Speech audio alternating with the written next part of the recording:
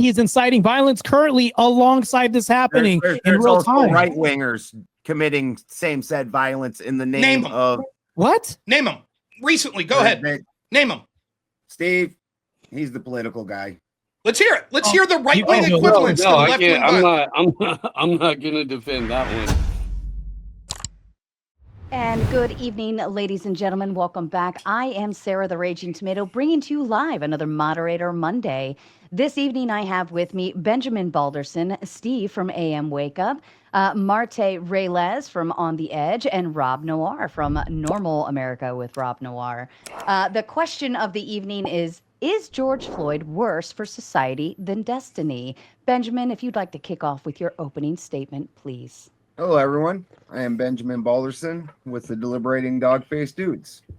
I would like to thank Marte and Rob for agreeing to debate us tonight, and of course, the always amazing Sarah Tomato for hosting. Determining who is more detrimental for society breaks down into two areas: the person themselves and what their history of choices has been, and second, their effect on society. On a personal level, Destiny is surely degenerate as a person. He is a sexual deviant, possibly with legal repercussions, and even his close leftist friends have pushed away because his normally dangerous rhetoric has managed to increase in severity. Well, these are not great things in my book.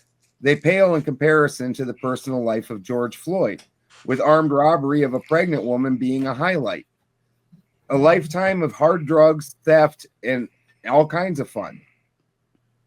Second, we have the effect on society. Destiny certainly has a larger voice than the average person. He probably has a larger following than anyone here arguing tonight will achieve. He certainly uses that position to push a very unhinged and divisive rhetoric. I'm not sure how many people that reaches outside of his fan base and his most diligent opposition, though. I have never heard of anyone doing anything in the name of destiny besides file civil suits. And I've never heard him mentioned in an outside event such as the mass pew-pewer randomly mentioning Candace Owens. His rhetoric has gotten so divisive and unpopular, even his close leftist friends have been hard questioning it and denying his ideals, and have started distancing overall. Destiny, while being alive, will either continue down this self-destructive path or pivot and lose the people who follow just for that and the niche fame he has accrued for being so far unhinged. George Floyd, while not a powerful voice while alive, was elevated to martyrdom through propaganda. There is nothing that could come up in his history that would besmirch St. George at this point. Any attempt would make them dig in further with the religious fanaticism and zeal of your most outspoken orthobro. In his name, they have erected statues, painted murals, and most importantly, burned sections of major cities in his name. Masses of people have gathered and attacked police, robbed and looted businesses, and destroyed neighborhoods. The most destructive riot since the Rodney King incident, and that included the officers being found innocent. You cannot compare Destiny to this demigod of destruction and defilement.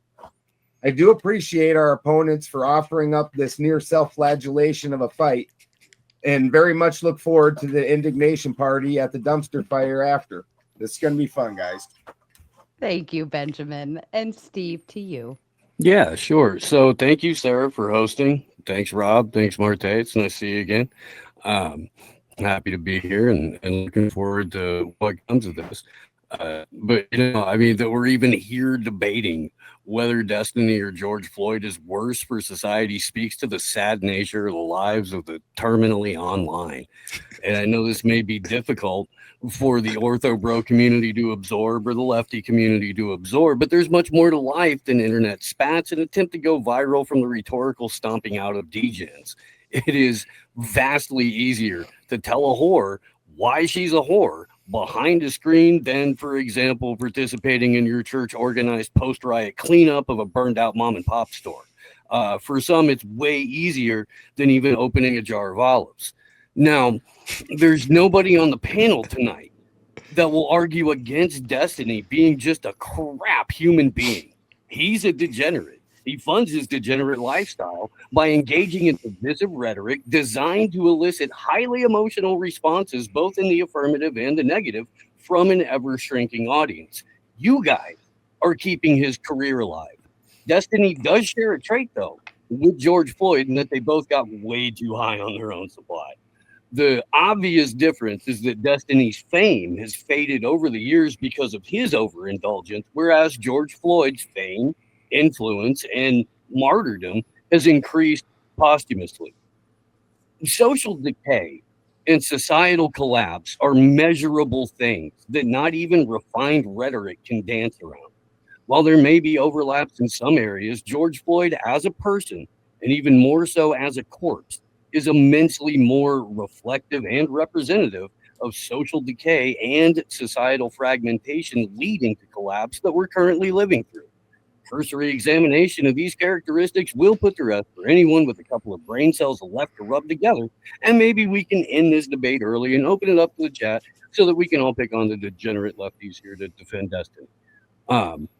Let's quickly, benchmarks for social decay include a decline in ethical cohesion and shared values, increased crime and poverty, breakdown of essential services and infrastructure. Fellas, what are we doing here? By every metric, George Floyd lived and took part in each and every aspect of these characteristics of social decay, and is currently the only person we're debating about whose death has increased the level of these metrics being prevalent in our society. We're talking about a person in George Floyd who was a career criminal. We're talking about a person who was engaged in drug sales and trafficking, participated in pornography, extortion, robbery, and assault, even in death. We've witnessed in his name justification for an estimated $100 million in property and infrastructure damage. We had the single largest post-riot insurance payout in recorded history to the tune of $1 billion. Mass arrest, mass injuries, handful of deaths. And the defining moment for racial and social division at the onset of this decade. There is that. Nihilistic grifters like Destiny certainly capitalized on the decline in social cohesion and shared values, but he simply can't be looked at as the lightning rod for this decline. The gentlemen making the argument tonight are effectively playing the role of Rachel Maddow or Amanda Seals when they go after Tucker Carlson, or their whatever online hooker is currently calling Andrew Wilson a stochastic terrorist. That's their job tonight, to be Amanda Seals. So again, just so we're clear, stochastic terrorism, broadly defined, as when a person of influence uses his or her rhetoric to increase the likelihood of violence. But hey, since Destiny and Captain Olive Jar are buddies, this all does track. It does. Thank you, Steve. Marte, to you, please. The Ozempic God of War basically handed me half of my argument here. The thing that I want to point out, though, that Balderman was saying, he was saying a lot of great highlights from George Floyd. They made statues and great monuments and things like this. I don't see how this is negative, because we have George Droid memes and all this other stuff with culture. George has actually made a lot of good in society. Federal and state laws have changed, actually. The George Floyd Justice Policing Act was introduced in 2020, aimed to ban chokeholds and all this other stuff. No-knock warrants, I can go on. Convictions, oversight. Chauvin was convicted, right? But now they're reflecting on the oversight of New York and Los Angeles, thus changing law enforcement for the better. So these changes made policy more transparent, reducing impunity for excessive force. How can this be bad for society? Corporate and education responses. Over 1,000 companies like Nike pledged $2 billion for racial equality initiatives as well. Media and cultural shifts that happened that were actually good. 300% increase of streams, which benefited Balderson. I appreciate the spirited debate and beginning of the intro from Wayne's World and Company, the reunion over here. But let's move on. The heightened awareness has normalized conversations and privilege and bias, right? So this has helped a lot for tolerance with racism and everything else. Mental health funding has increased. Community-led initiatives, health outcomes with the CDC, as far as Fent. George Fent is now a meme. That's awesome. How can this be bad for society? There's so much good right now when we could talk about the aftermath. There's also diversity, leadership. I can go on with all these metrics, but here's the thing, though. When we talk about whether or not George Floyd was good or bad, I would say in short, George Floyd's murder did not cause the riots in a direct, I would say, antagonistic sense. It exposed and accelerated a boiling frustration in America. So blaming or crediting him for personally doing this oversimplifies a broader societal reckoning. He was a patsy at best. I've heard several people saying this, something to point to at an already boiling American society full of racial tension. People look for a mascot to place blame in. How can this not be the case for him? And accountability is a catalyst. Now moving on to Destiny. I don't see how he's good for society, because I can argue for how George Floyd was good. George Floyd, my bad. I keep saying that. Destiny was way worse for society. His ongoing actions, including inciting fear and violence, harassing critics, and amplifying toxic debates. Let's get to the real stuff. That's why we're here. I'll wrap this up real quick. He called for white redneck militias to mow down dipshit protesters. This is literally what he said. He also escalated this by saying, I've moved full to the political violence level. Literally said this. And with the Charlie Kirk offing on Piers Morgan with Andrew Wilson, he refused to condemn the murder. How is this not influencing a massive amount of society through Reddit forums and everything else? He's basically said, you need conservatives to be afraid of getting killed when they go to events, so that way they look to leadership to turn down the temperature. I've seen the Reddit forums. I don't think you guys have seen this. It's literally people mirroring what he's saying. He added, if you wanted Charlie Kirk to be alive, Donald Trump shouldn't have been president for a second term. How is this not inciting violence? He also led to a Twitch ban for hateful conduct, including promoting violence. Elon Musk, matter of fact, because you're saying that it's such an isolated incident with Destiny, Elon Musk petitioned for him to go to jail. He's that bad, right? This is a massive appeal. In other instances, wrapping this up real quick, Destiny has repeatedly called for the, I would say, offing and self-deletion of specific individuals, at least half a dozen by name, threatened streamers with, I would say, implied physical violence, who supported hypothetical violence against physical leaders like Brian Thompson that also backed Trump, or if they back Trump's. So I'm going to wrap this up by just saying, I don't see how you can say that Destiny is least worse than George Floyd when he was a passive bad, right? A passive bad, when Destiny is a active bad to society that continues this rhetoric right now as we speak. I'll concede my time and give it to my partner, Rob Norm. Perfect. Thank you, Marte. And Rob, to you. Well, I would be belied if I allowed someone to thank Sarah more than me here to get suck-up points early on. So, Sarah, thank you so much, as always, for hosting this debate. My two opponents, who I've never interacted with to my knowledge, we have Benjamin Balderson, who looks like a failed extra from that show Vikings, which isn't all that much of an insult. And then, Steve, I'd make some comment about your looks, but I can't see you with that big black dick of a mic in front of your face there, so I can't really, see exactly what your face looks like.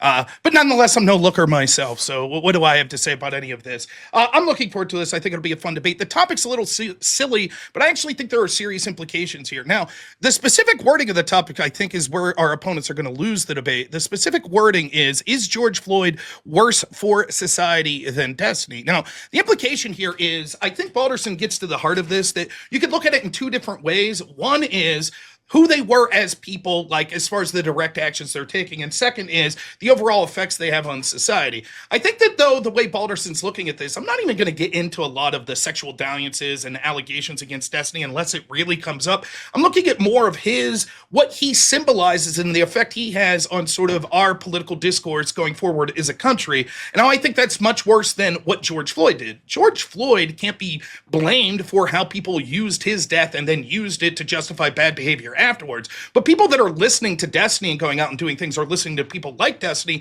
and going out and do bad things, I think we can put that at the feet. Let me give you an example of how. I'll ask Balderson this when we start the open panel, or maybe this is the first question that he would like to answer. Ben Carson's a black man. If he was killed brutally by a police officer and a bunch of black people decided to riot for 3 months, would you say that Ben Carson was a horrible person? Even though he didn't live a life of being horrid. In fact, he was a neurosurgeon, seemed to, by all accounts, be a very good Christian man who did a lot to help as a community, I think he would say no. And yet, if we said, but people did bad things in his name because they looked at the footage and did bad things, we wouldn't say that that meant that he was responsible, Ben Carson. Similarly, I don't think you could say George Floyd himself is responsible for all of the negative actions people took after his death. You certainly could blame George Floyd for the way that he died, robbing a store, overdosing on fentanyl, not complying with police, etc. You certainly could blame him for all the heinous actions he took in real life. But at the end of the day, this is a run-of-the-mill scumbag. The idea of billions of dollars of damage, hundreds of people hurt, dozens killed in the George Floyd riots, these are riots that would have occurred with any number of black people anytime there's an excuse that there's a police interaction. You could see it with Trayvon Martin, that wasn't even a police interaction, or the Hands Up Don't Shoot live Michael Brown in Ferguson. So I don't see how you could lay that. And if it's just going to be the societal impacts versus, George Floyd was a shitty guy. Sure, George Floyd's a shitty guy, just like a dozen other people you could throw a rock at and hit anytime that you're crossing the liquor store in an inner city and finding people that are sitting outside drinking 40s. Destiny is no slouch in the being a shitty person himself on actions that he's alleged to have done, but I'm more interested in what the societal impact of these things are. We'll talk specifically about the societal impacts of Destiny himself, but more importantly, people like him and what they represent. We live in a world now where increasingly, particularly Democrats, are thinking violence is more and more a solution to their problems, even if they won't directly doing it, that they wink and nod and cheer on violence. Destiny said on Piers Morgan the other day, a fundamental truth, I think, which is with the Democratic Party now, that they want Republicans to fear for their lives to go into public. And that's absolutely true. And people like Destiny represent a key voice in that occurring. Let's not pretend that Destiny is not someone without clout. He is someone that was interviewing several members of people that were vying for control of the DNC apparatus itself. He's talked to Congress people. He's one of the most influential, probably number 2 when it comes to streamers, influential with the liberal or Democratic Party. And so this is someone that's hugely influential. We can see increasingly political violence from people that are malaligned, particularly young people that are going to make up a large, substantial portion of Destiny's audience. You need only go to his Reddit and see what his followers are saying if you think what he's saying is violent. I'll remind you, in addition to the comment I already said, he said that he was ready to off, in as blatant terms as possible, Republicans. He also said that the worst thing that could have happened was that bullet not taking out Donald Trump. Now we live in a society where 55% of Democrats say they could somewhat justify the murder of Donald Trump.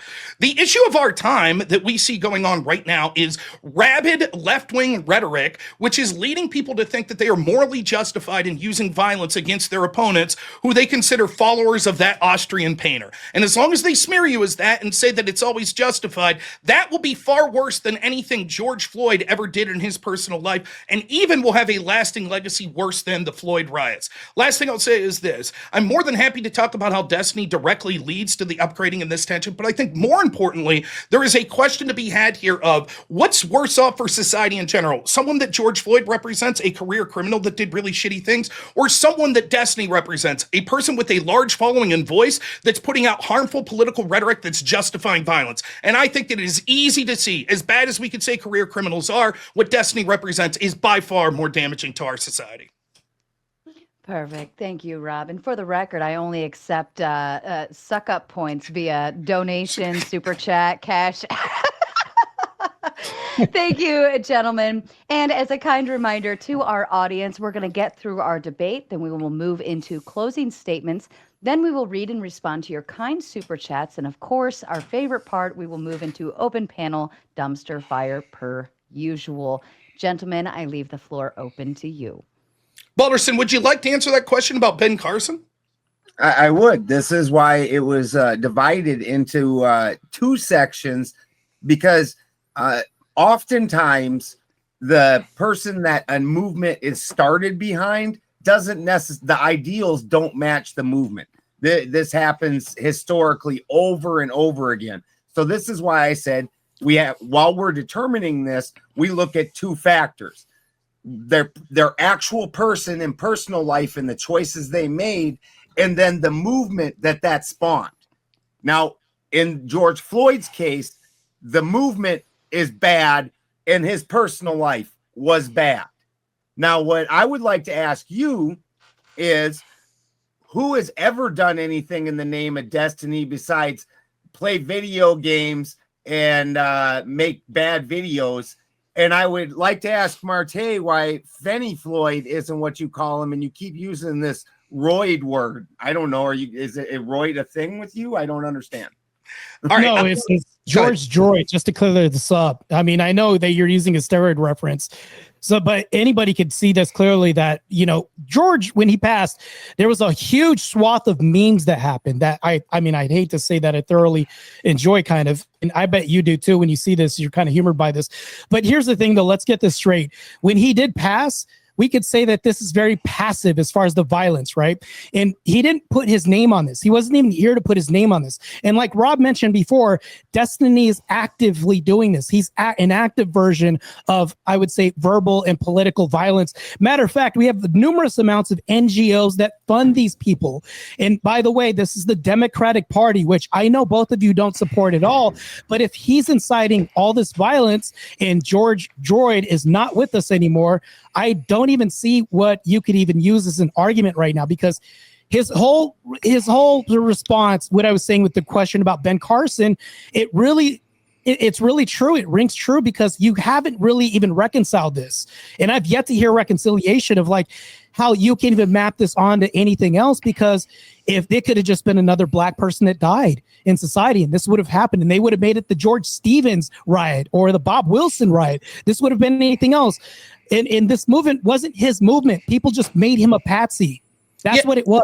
And if I could just piggyback on that, if I could piggyback on that real quick, and then I promise, Steve, I'll let you go. If you look at the wording of this topic, is George Floyd worse for society than Destiny? Not, are the actions took in the name of George Floyd worse than the actions people took in the name of Destiny? I concede your point, Balderson, that there's multiple ways we could look at this, both who they were as individuals and what it meant to society. But it's not just what their legacy meant to society, it's what we would hold them responsible for leading to society. And in this situation, if you concede the Ben Carson point, it's not that George Floyd went out there and said, I want everyone to riot if I die, blah, blah, blah. He didn't say that. People took upon his death because there was a unique circumstance where, one, you had that the Democrats wanted people to riot because we were going into an election season. And if you have everyone with one of these, right, inevitably someone's going to be able to film an interaction with police and a black man that they don't want. So right place, right time. But with Destiny, we could actually see that the rhetoric he's using is rhetoric that's being used by people committing violence now. And so you can't argue that George Floyd himself was bad for society. You could say that his death and the excuse that people used for that was bad for society. But again, you've already conceded the point. If this would have happened to a good man who happened to be black like Ben Carson, you wouldn't be sitting here. I'll ask you point blank. If the topic was, if that was Ben Carson that died that way, and we had similar riots, and the topic was, is Ben Carson worse for society than Destiny? What would your argument have been? Yes, because of the riots?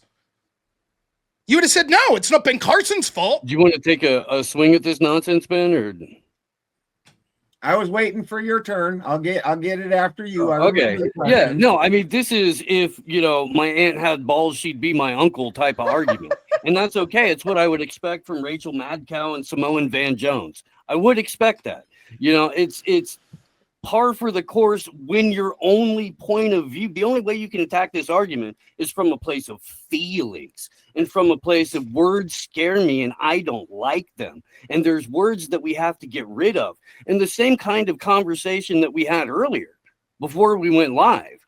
If you guys get your way with this, we're going to be having over and over and over, because when the argument comes from an emotional place, especially when you're making the exact same leftist argument that I always hear from, the mad cows of the world, or, any of these clowns. I think I said Amanda Seals earlier. When it's from there, there's no satisfaction ever. There's never enough. Now, if the idea is, hang on.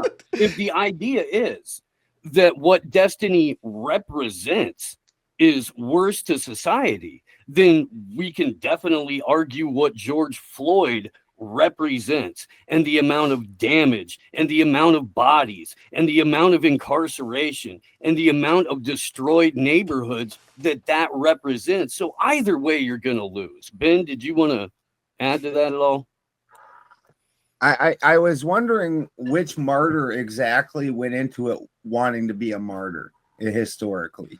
because that's what you're expecting. That's what you're trying to Russell transfer Brand. over Russell Brand. Yes, He hasn't got to the conclusion yet. Jesus he Christ. didn't. Somebody take care of it. Jesus Christ was a martyr that went into it expecting it. Well, outside of There's others like Joan of Arc. We had Satan Gacy step into a pit of lions and get massacred. He knew it was going to happen. Joan of Arc did not expect to be murdered. I would give you. She knew she was going to be put in the Christian fan fiction tale. I would give you that. Yes, he believed he was going to be a martyr. How about maybe something a little more down to your size? Braveheart? Does that fit you? Scottish looking ass little William Wallace. Movie, yeah, that was not well done. It's a great movie. Now you're really bad blaspheming. Historically, really bad historically.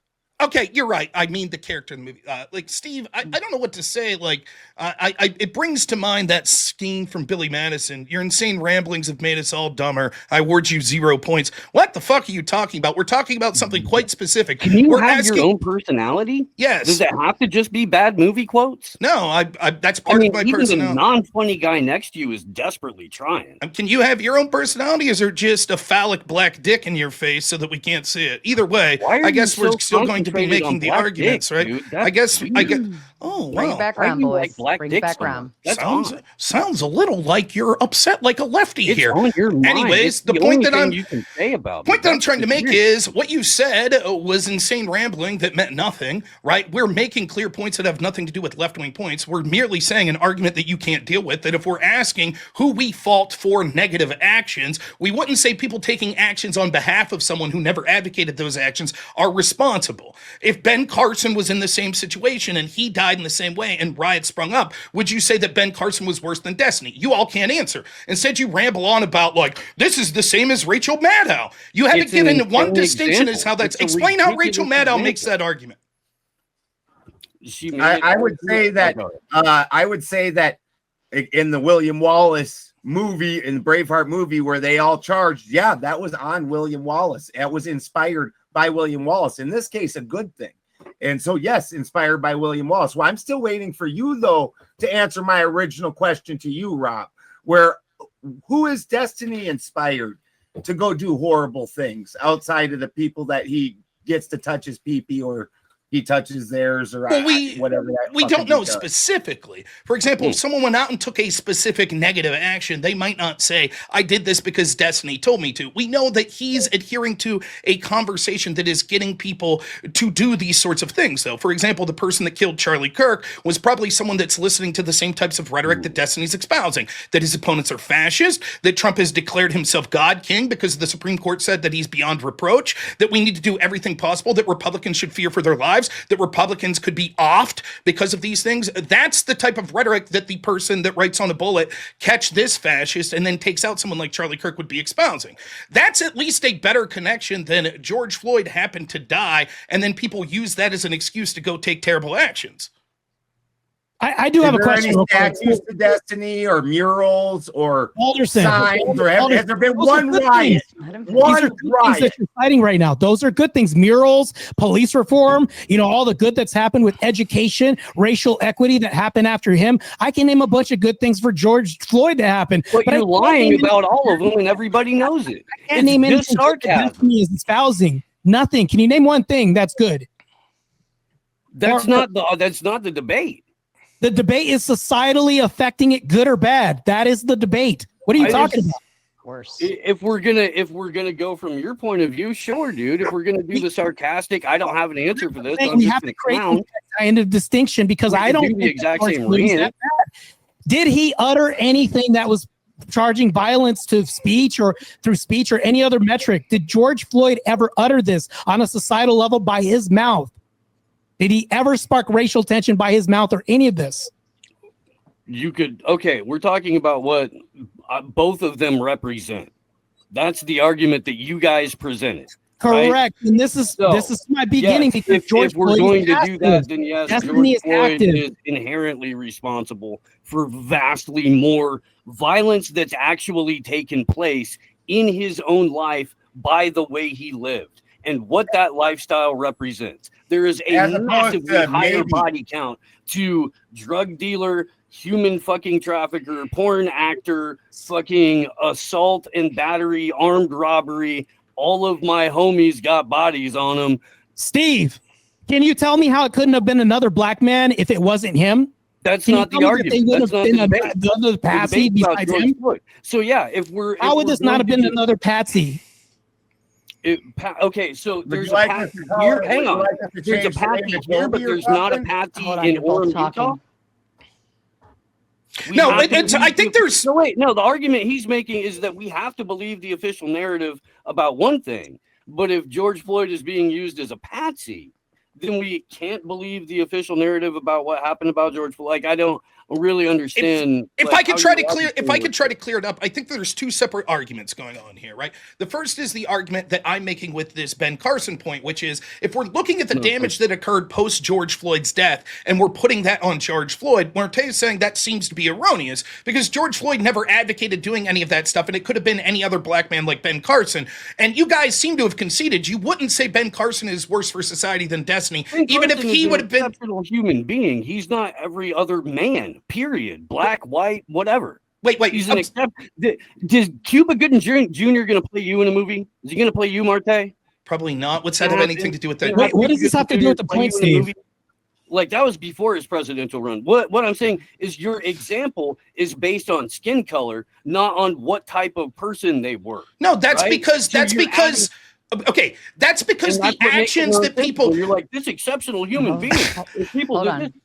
this, how does that even, why would you even bother? It's Go- totally nonsensical.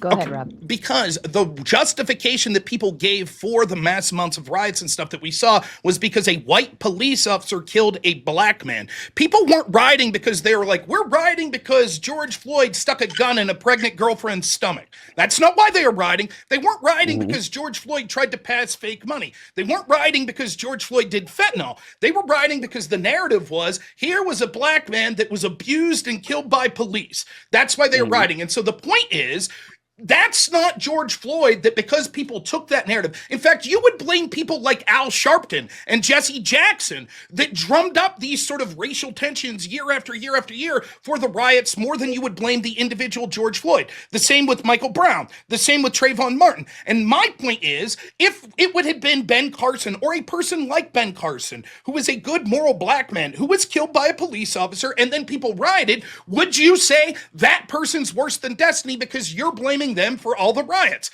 I would just like a straight answer to that question from either of you. I didn't ever concede that point. I explained how there's a division between a personal life and the effect that they had on a society, and that the two don't have to match. That He also referred to if it as a Ben giant Carson- propaganda if Ben operation. Car- which if it there was. was horrifying riots in Ben Carson's name, his effect on society would still be bad, even if Ben Carson in and of himself was a good man and only took good action. And so then you would defend the prompt saying that in that world, that Ben Carson was worse for society than Destiny. I would say that he had a worse effect on society. I don't think so. I think What? that the words don't match up with what you're saying. He had a worse effect. That puts some blame on him. But we would both agree that none of the blame would be on Ben Carson. No, your reaction to me is your reaction still. That's it. Do you agree that the moment you're dead, you have no say-so in what your legacy is Pretty much, sure. and how you're remembered? Yeah. Then 20, 30 years down the road, it is just as likely as your hypothetical that Ben Carson would be remembered more negatively than positive. True. So given what you know about Ben Carson, would you say that he's worse for society than Destiny if people change the meaning of what his life was about? You, from that point of view, you would have to say yes. he I be would worse say for no. society. I would say that no. That's Yeah. not what we would do, right? I think that it's outlandish. The other point, though, that I think there were two ships passing. We were talking about two arguments. You, Steve, then seemed to make a different argument, which is the representation of what the individual's life meant, right? And so you're saying, look, if we look at what a drug dealer, a assaulter of women, someone like George Floyd, that type of person, those types of actions is worse for society than what Destiny's representing. Is that fair? That's sort of the argument you're making here? Yeah, that's definitely the point. Okay. Yeah. My argument to that is, well, that's sort of concede. It doesn't concede, but it doesn't argue the first point of this as the individual's destiny in George Floyd. But even if we accept that we're just saying the stereotypical drug dealing shithead guy that beats his girlfriend, et cetera, versus the stereotypical bloviating, large audience lefty that's out there at least giving dog whistles to violence. I think even in that world, certainly what Destiny's doing is going to be far worse for society merely from the fact that he has such a bigger reach. The truth is there are millions of people like George Floyd. And so one individual, while they may be a shithead and they may have the ability to influence a direct person, such as the woman who had the gun pointed at her pregnant belly's life worse, he's not going to have a massive reach. The guy that's beating the shit out of his wife is a fucking terrible dredge of a human, but at the end of the day, he's beating his wife, and his effect is going to be on a smaller circle of people than, say, a corrupt politician, for example, that's negatively affecting millions of people. So which one would be worse for society? Well, we would say even though the individual that beats his wife, that might be an individually more heinous action, what would be worse for society was the person making terrible decisions that were worse off for the whole of society. In that sense, Destiny's way worse in that sense as well. You already conceded, though, that there's, well, tens of millions of George Floyds out there. Okay. Right? That's your point. Yeah, the interchangeable black dude, right? No, it's not just black dudes. I'd say drug addicts, people that that's abuse. What you said, because the argument about Ben Carson was based on skin color. So interchangeable black dude. Do you understand why I made that point, though? The riots were because he was black. Yeah, correct? No, we all agree with how that? rhetorical traps work. I still think it's nonsense. It's not a rhetorical That's trap. not the point. The point, though, is if it's interchangeable black guy, and there's tens of millions of them, then that is a much larger impact societally than the dwindling audience that Destiny has. Well, that's admitting that it's not an individual. You're saying that rooted problem in society. Currently. You're saying it's not an individual. This is a bunch of other people. Now this changes the whole argument. You're saying that this is a massive population, not one person's influence on responding society. to your arguments. No, we never made that argument. No, you made the argument that you could interchange anybody, and I don't disagree with that part. Again, a martyr doesn't control the movement after the martyr. No, Rob's never said that. What are you talking about? He literally did. That's the whole thing. And he didn't say he was interchangeable. He used an example of a person, right? Because we understand that this was racially motivated by other people. Ben Carson wouldn't make it racially motivated. George Floyd wouldn't do this. It was happenstance because this is a powder keg that was waiting to happen. This could have been any black person. That's what Rob is saying. This could have been anybody. This isn't saying, oh, let me just put in black person. This was something that he's talking about that was racially motivated by a situation. He's using an example. That's what he's saying. Right. For example, let me say Tony Timpa was a... But I'm sorry. Go ahead, Steve. I didn't mean... I'm sorry. No, I mean, according to the police report, everybody had already had prior contact with each other. So it's not, it wouldn't matter. Random. I don't think it would have mattered. So again, the reason that I'm talking about interchanging a black person dying there is because I assumed that it sounded like Balderson was making the argument that there's two ways to look at this: the heinous individual actions in the real world that these people took, and then what happened as a result of what these people existing were. Now, I'm arguing against Balderson, saying, but look, we don't blame George Floyd that post his death, where he had no control, people took a bunch of heinous actions. We wouldn't blame him, just like if it was Ben Carson. The reason I used Ben Carson was because it is undoubtable that the justification for the riots was a cop kills a black man. So I was merely pointing out a black man that I thought we could all agree wouldn't fall into the same category as George Floyd. You're trying to impugn me that I'm making some racial point here. I'm not. I'm literally just trying as best as possible to have an apples to apples comparison by choosing someone that I thought it wouldn't be a matter of contention that we would all agree is someone we wouldn't blame like that. I'm shocked to hear that you guys are seeming to say that you would still blame them. But to your point, Steve, about the interchangeability, right? You're right. Let's just say that there are millions of people, using your words, millions of interchangeable people to commit these crimes, violence against pregnant girlfriends, drug addicts, et cetera, et cetera. So then the question should be reworded as such.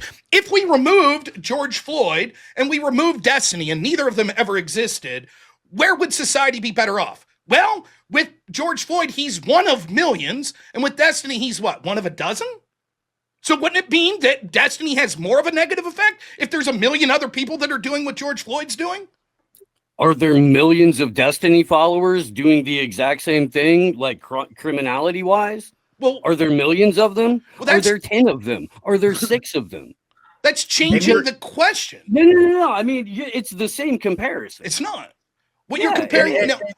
What you're comparing. Your wording of the way that you the said. way that you're talking about it is destiny inspires people to go do gay crimes or something like that, right? I didn't say that like necessarily. That's effectively, Destiny's words, his rhetoric, inspire people to go out and commit violence. I didn't say that directly. I said that could be a case. I said what I said was that people stochastic terrorism argument. That's part of it, but there's more than that. For example, Steve, are you a fan of gay marriage?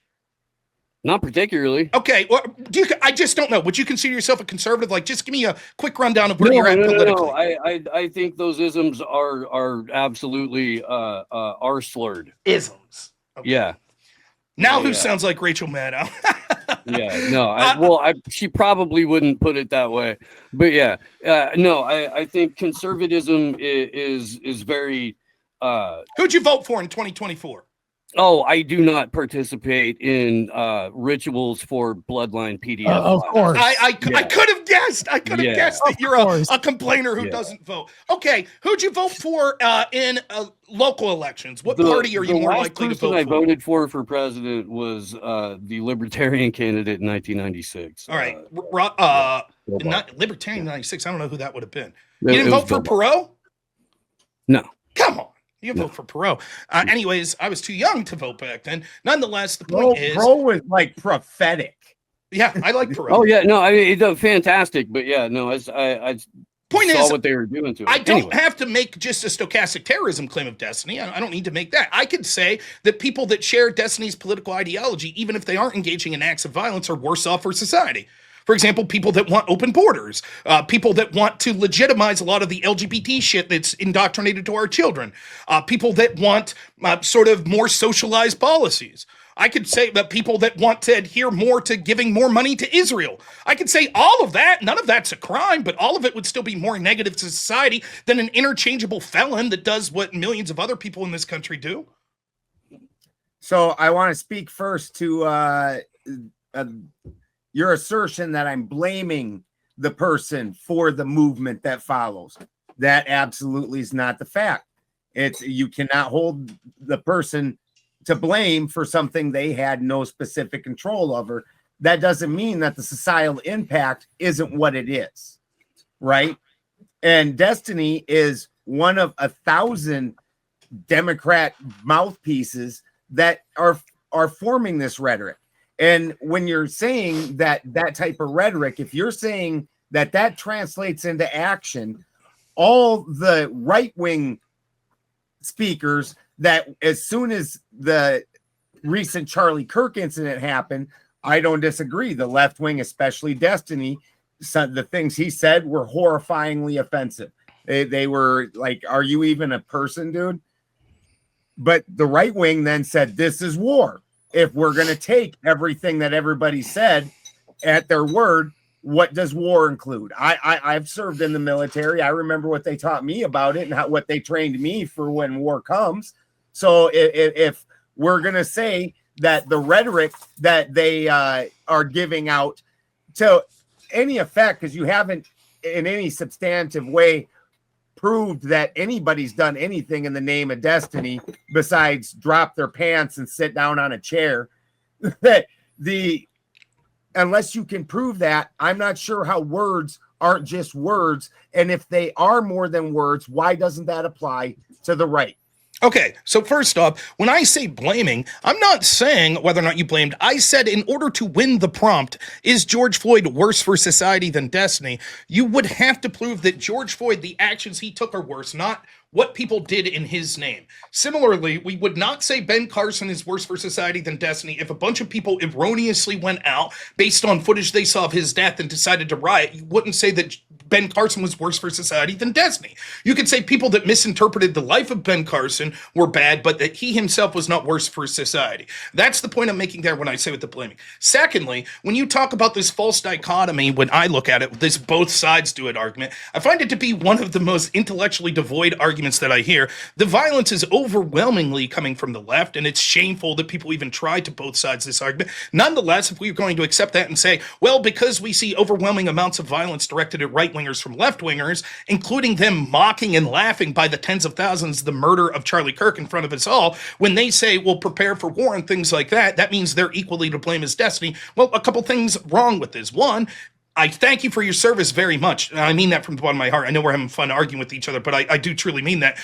But one, just saying prepare for war doesn't necessarily mean an act of violence. For example, we say prepare to fight, things like that. That doesn't mean that we're talking specifically about physical violence. A lot of the people talking about this are talking about, like, we need to balkanize. We need to understand that people are going to use violence against us, and you should be prepared to defend yourself. I myself condemn all forms of political violence unequivocally, including those actions on the right. But second, even if we did say that this was somehow negative, it's in response to what we see from the left, and fine, so what? You blame those people as well. Few of them will individually have the reach of Destiny, although there are some that would have the reach of Destiny, if not bigger. What we're talking about specifically is Destiny vis-a-vis George Floyd, a person who you've already conceded that would be interchangeable with millions of other people based on the criminal actions that he took. And so if we're talking specifically about the exact inflammatory rhetoric that Destiny uses, it has to be near the very top when it comes to people that have a massive reach. And I'd like to ask Steve, he keeps talking about Destiny's dwindling audience. What do you think his audience is now? How many live viewers does he have now? Do you have any clue?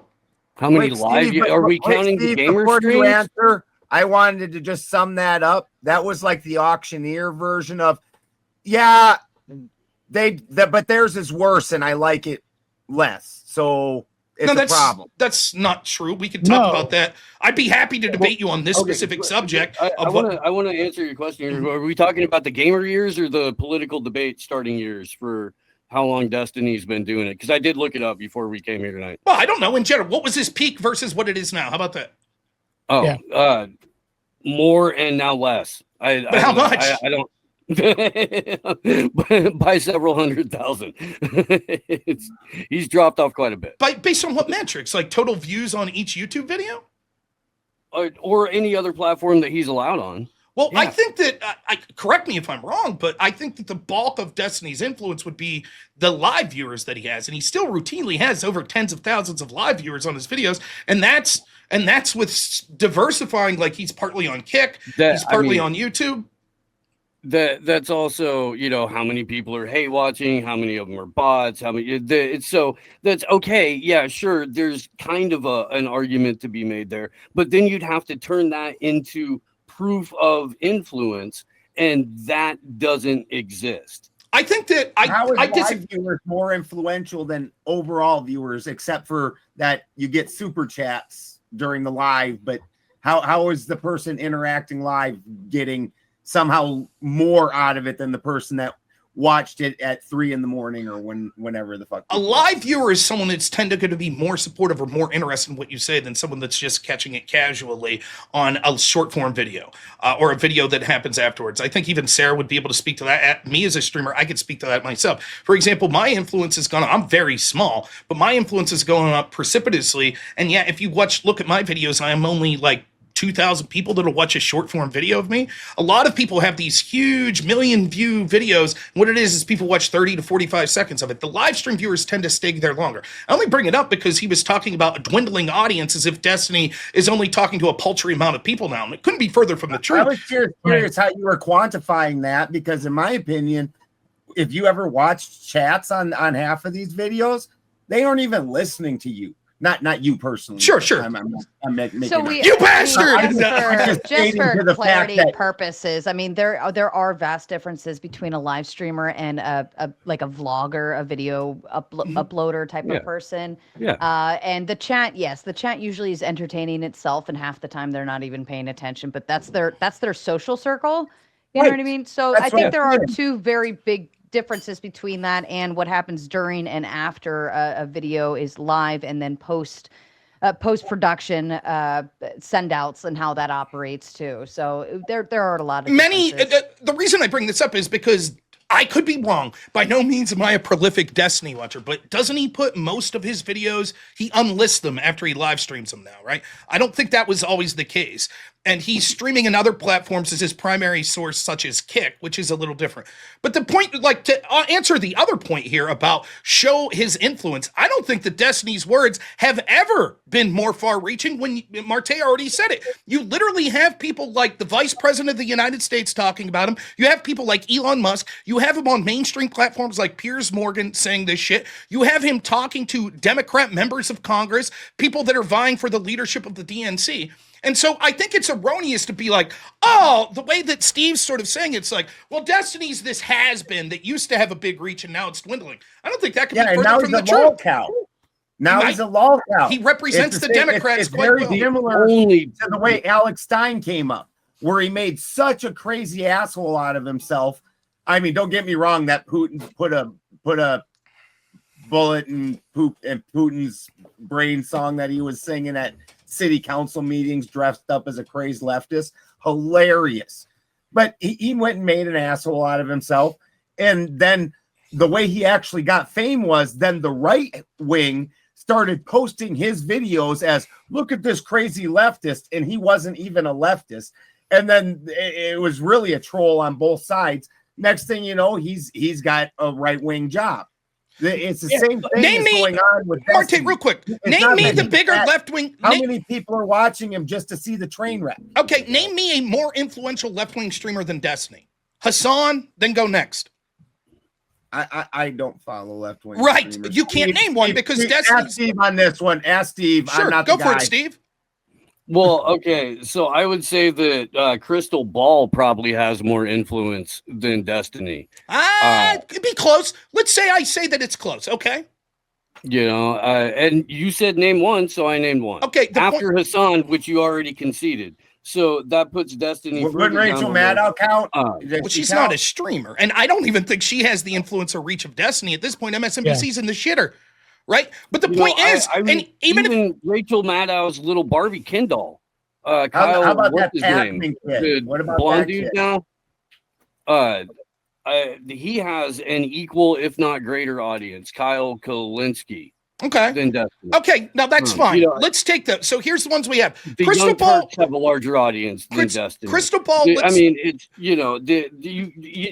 we could still go. Like what I'm saying is, he's not as influential as you guys are claiming, and the only people that are keeping his name in the public's mouth are the Ortho Bros and Piers Morgan. Okay, like real quick. The only people I ever hear talking about him. The idea that Destiny's just a lol, Kyle. Let's look at the people you said. We'll set Crystal Ball aside from now. Kyle Kalinske, Hassan, right? Like, those people are lol cows.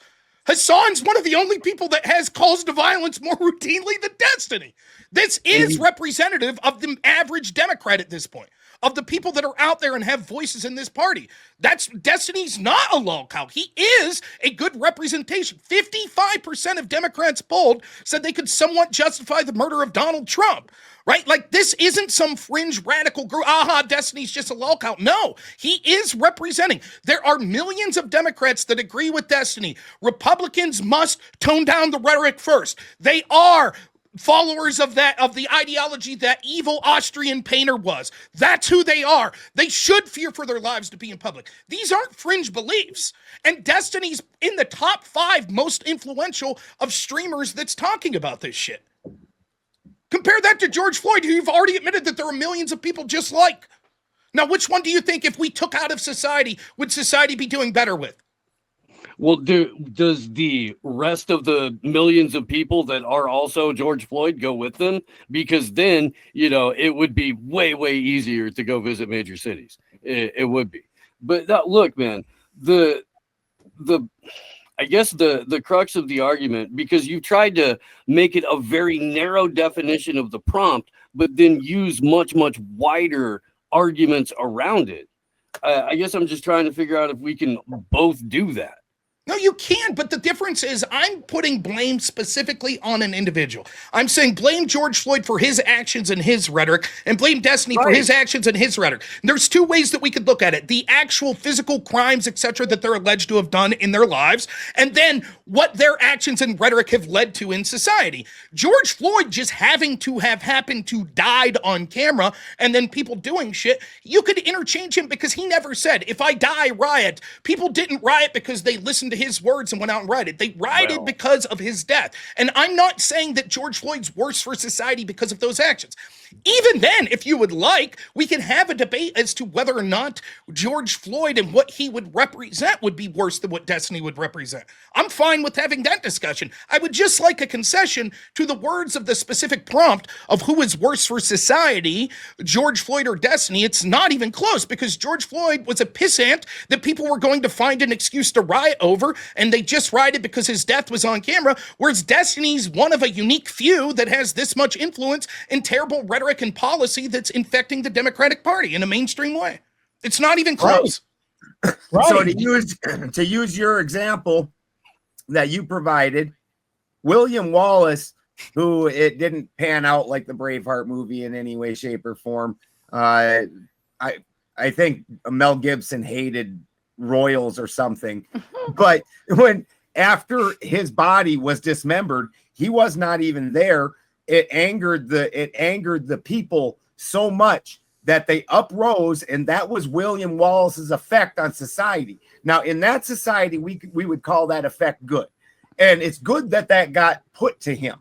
And it's in the Ben Carson example, if Ben Carson's suffered the same fate as George Floyd, and that in and of itself sparked off riots in the similar manner to George Floyd, it would be unfortunate that the legacy of this good man was such a horrible thing, but it would still be the legacy of his life. But you would say, so just to be clear, then you would say, you would defend the following sentence: Ben Carson was worse for society than Destiny. If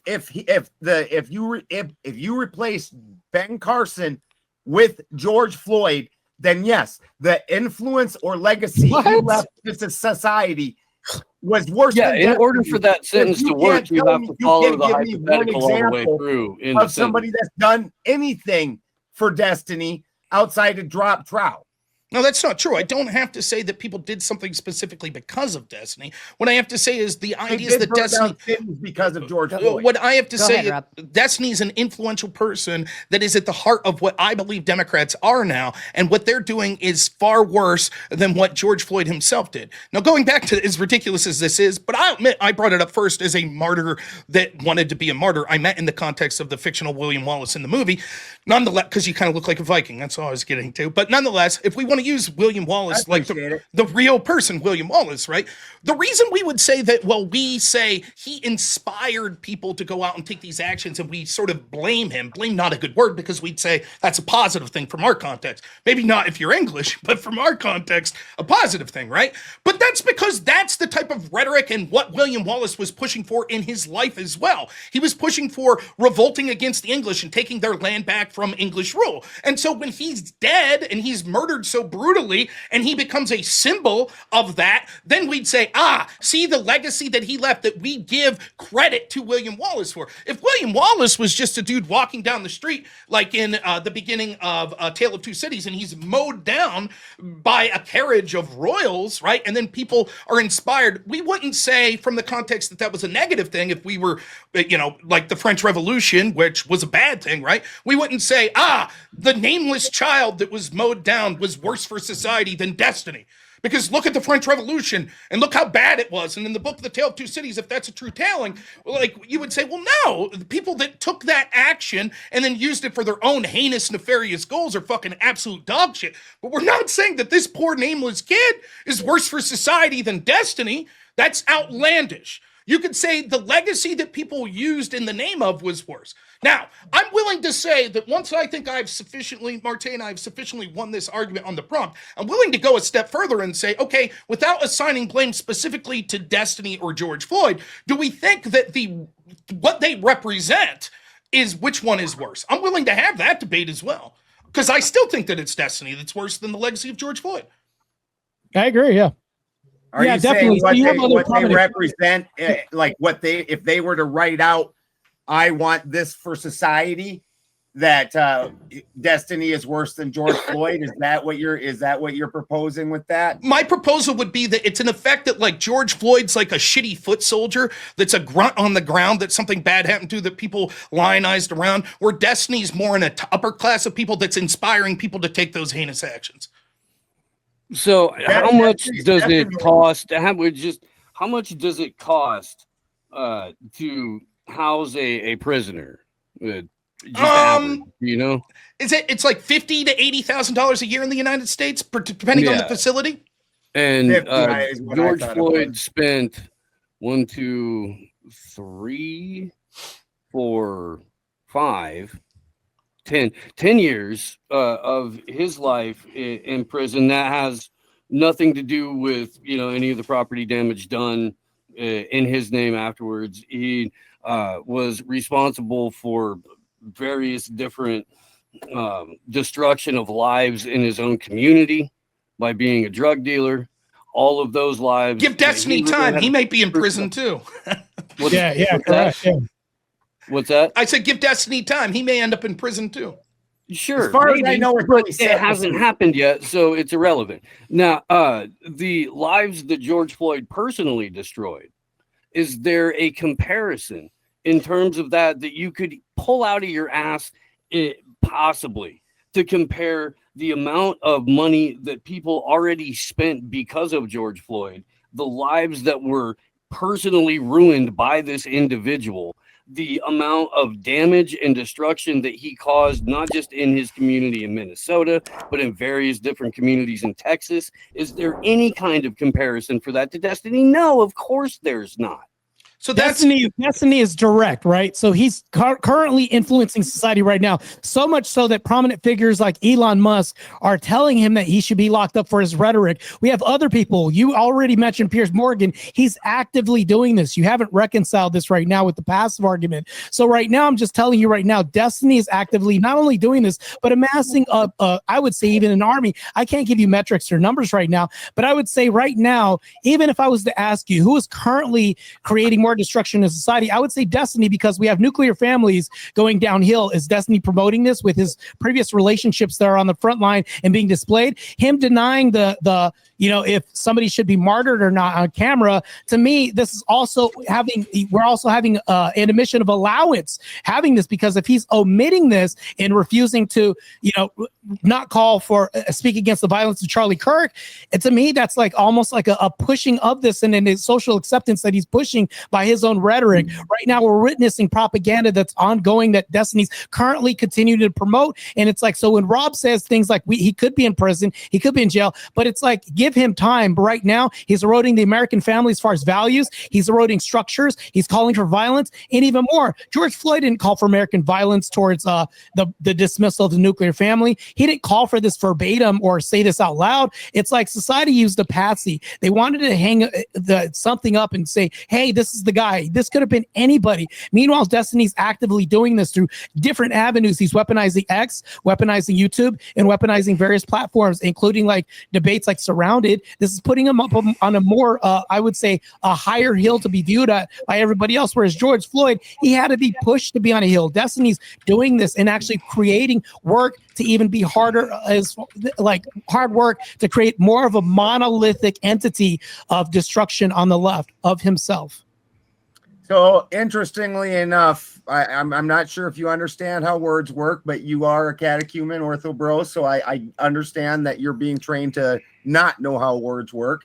And so when you're saying real effect is damages that have already happened in the real world. It damages that overpass any other riot in our country's history. People have actually been killed. Police have actually been attacked. That's actually happened. That's really a bad argument. That's what you're trying to propose is a fiction that you've made up because you don't like Destiny's rhetoric. No, he has promoted abortion, things like this. He's promoted all this. How many abortions have we had in society? On abortion. Not fighting you with that one.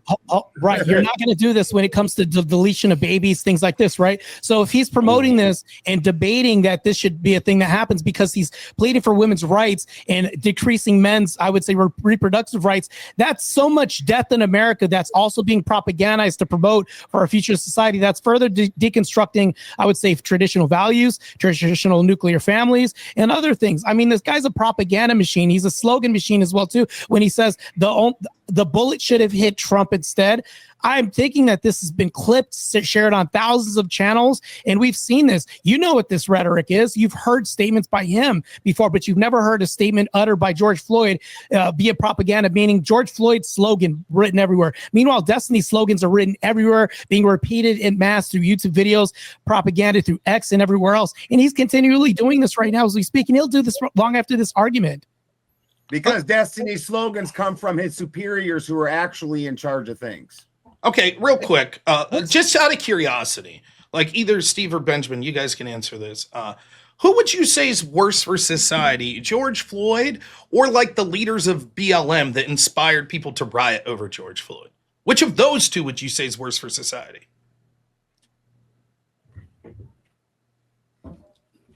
Well, the leaders of BLM and George Floyd were absolutely intertied, so I'm not sure how you could even separate the two things. That was the cudgel that they used in order to promote the things that they wanted. So you say that they're equally to blame? Oh, I don't think George Floyd in any way, shape, or form is to blame for the movement that followed him. Okay, let me ask you this. In any way, shape, or form, that's still his legacy. It sucks that his legacy is so horrible. Okay, let's go a little further with this. Do you think Derek Chauvin's guilty of murder? No. You don't. Who's worse for society, Derek Chauvin or Destiny? Why is that relevant? Because you're saying it doesn't matter what George Floyd actually said. It's the legacy he left. Well, if Derek Chauvin, if you don't think he's a murderer, let me finish. Is worse than Destiny. Oh, so Derek Chauvin, not his legacy. You would say the following statement. That's what we're talking about. No. I remind you him again, as a person. I remind you. Okay, I don't know him as a person. He's probably a dickhead like most cops, but. I know this. You keep adding words to the prompt. The prompt was, is George Floyd worse for society than Destiny? So if I said, is Derek Chauvin worse for society than Destiny? You have to say yes, correct? Because if it's not for Derek, yeah. Okay, now let's go a step further. Is the person the person that hired Derek Chauvin to be a police officer worse for society than Destiny? The person that hired him doesn't control his actions. That doesn't matter, George. Any of us can have an employee that does dumb things. I agree. Thank you 100% for proving my point. And George Floyd didn't control the actions of the people posthumously. He didn't control their actions. Entirely, they also didn't riot in the name of George Floyd's boss. It doesn't matter. The point you're making is no. I'll finish my point. The person with the statues and that they went around going, say his name. Say his name. Had like a little girl up there like, say his name. And all that. That was centered around George Floyd. That's his legacy. Okay, so the point is, what they admitted here on this side of the ledger, it doesn't matter what an individual does, even if it was Ben Carson.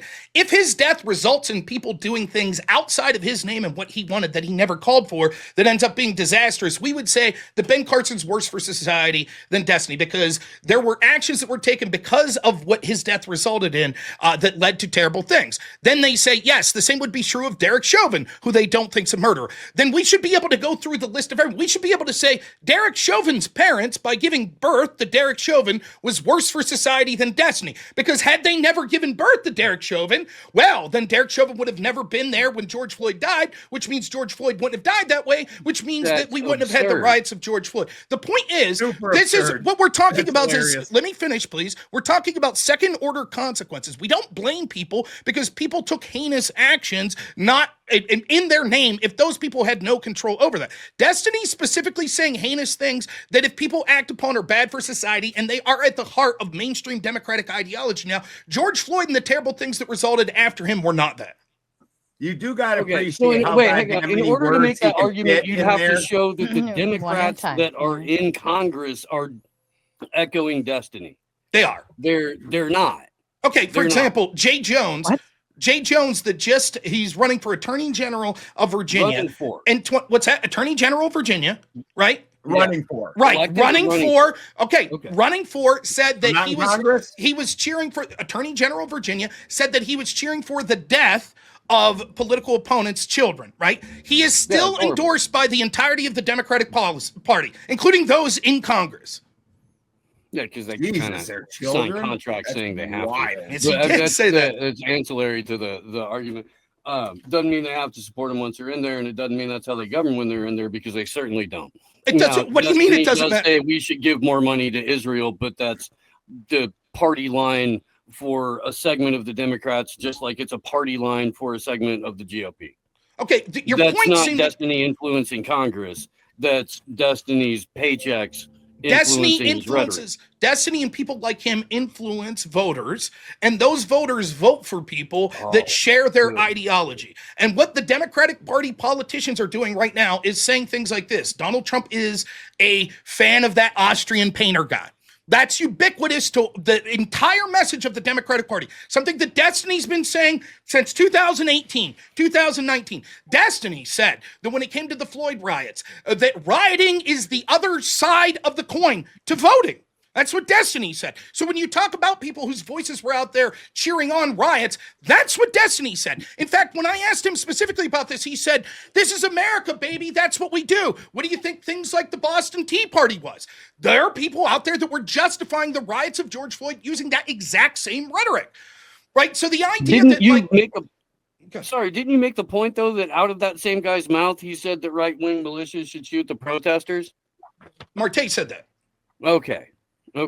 Yeah. Well, But then he's an inconsistent blowhard. That's right. Discount him further. he's someone who cheers for violence when it suits his purposes, much like the problem with the George Floyd So he's an riots. opportunist. Let me ask you a question specifically, Steve. Something you said in your opening statement. You said the only thing keeping Destiny's rhetoric alive are people like Marte and me, and then you tried to insult like Ortho Bros or some shit like that. Correct? That's your stance? Before you No, go I didn't in, say only. before you But go in, yeah, you're Steve, a let huge me- part of it. Yeah.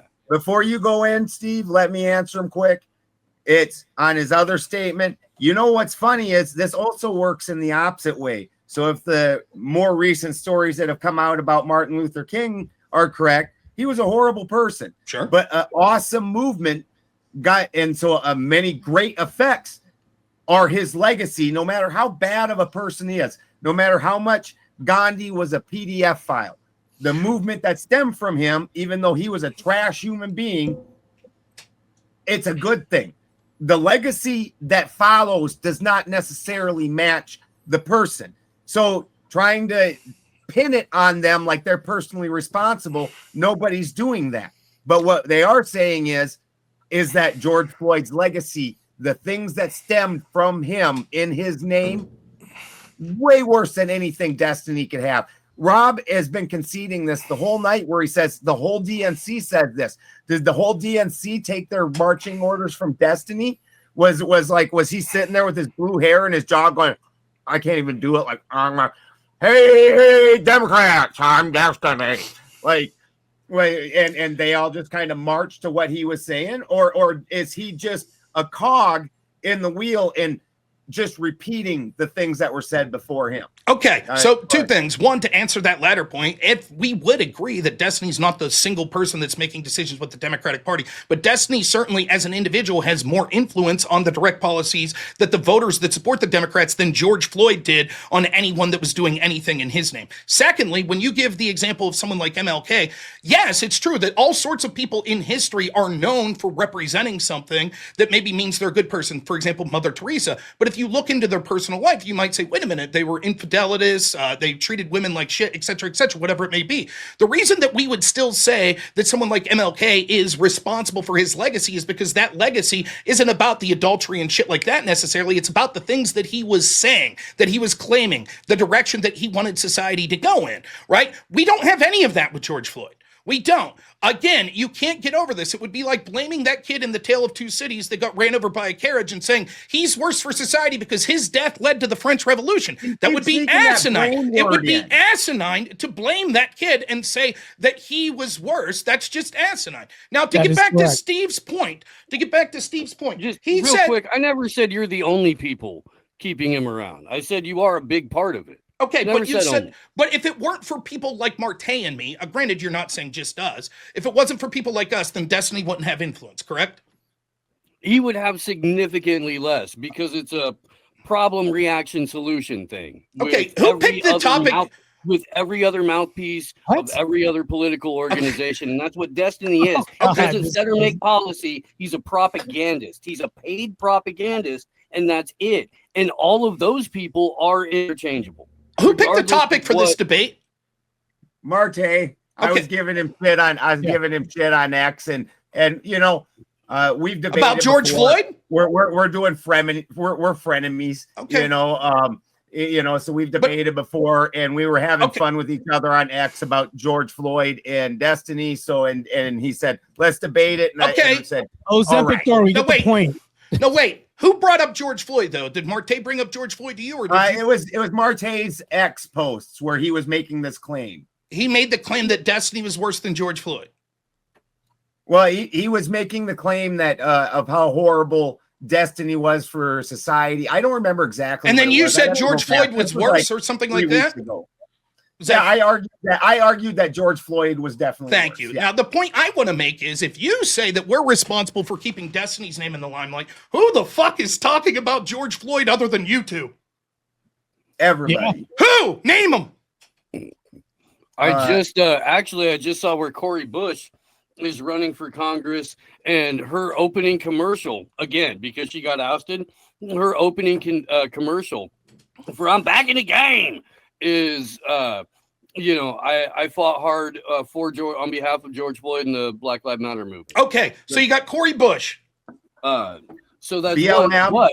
It's their band. BLM's Wayne. They have almost no influence now. Everyone accepts they're a fucking joke. There is a George Floyd memorial day amongst the community that is celebrated in communities and schools throughout the fucking year after year now. It's not that it's gone away. It's that you're not hearing it in your feeds, and everybody lives in their own little algorithmic bubble. What I'm saying, but if you go on Black Twitter right now, I guarantee you'll find several thousand posts. What I'm saying is the idea that you could somehow impugn us in any way by talking about the things that a person in real life is saying on mainstream platforms about wanting Republicans to fear for their lives when they go into public, which is a mainstream view in the Democratic Party, and saying, well, that wouldn't have any power if people like Marte and I didn't notice and talk about it, while at the same time you guys incessantly going on about George Floyd, someone that basically the Democrats are fucking running from at this point because they understand what a PR disaster it is at this point. It just kind of shows the double standard of what you're employing here. You're actually guilty of the very thing that you're accusing us of. I do got to ask, are you guys scared of the blue-haired, tuck their peepees in between their legs army that just plays video games out there? I just got to ask. And also, Marte, to answer your question, I don't know where to get bulk baby oil in 55-gallon barrels. What was the first question? Oh, that wasn't on the show. That's my bad. What was the first question? Being serious about what? About blue-haired? What? Do I play video games? I'm asking if you're scared of the army of blue-haired video gamers that tuck their genitals between their legs. That army of destiny. Do you think Charlie Kirk was afraid of them? No, Charlie Kirk definitely wasn't. Oh, well, maybe they should have. His security should have been a little more, huh? Well, I don't know that has it been shown that guy followed Destiny? Is this going to be your first example of Charlie Kirk? Is this going to be your first example of a real world implication of something Destiny's saying causing an actual reaction? Was it a Destiny follower that did it? Oh, hold on. Destiny promoted this. He actually omitted and denied, basically refusing that this was supposed to happen. He didn't. He literally was saying this on Piers Morgan. I don't know what you're talking about. He's doing this in front of a massive audience. The point, it doesn't matter. With I love Destiny. It doesn't matter. Balderson, correct me if I'm wrong. Yeah. It seemed to be that the intent of your question, I'll steelman your position, is like, you're afraid of some transsexuals that have their hair blue and play. Let me finish my point. It seemed to be that was the thrust of what you were suggesting. We shouldn't be afraid of these fucking loner weirdos that just play video games and dye their hair blue. That's the exact type of guy that killed Charlie Kirk. That's the exact type of people that right now are attacking ICE. That's the exact type of guy that killed 2 detainees trying to shoot at ICE officers. That's the exact type of guy that went into a Catholic school here recently and shot up a bunch of people at that school. The exact same type of people. So I understand it's popular to say, they're a bunch of pussies. Who's worried about them? They're committing acts of terrorism in real time.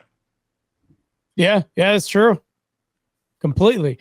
And he's inciting violence currently alongside this happening in real time. Right wingers committing same said violence in the name of what? Name them. Recently, go ahead. Name them. Steve, he's the political guy.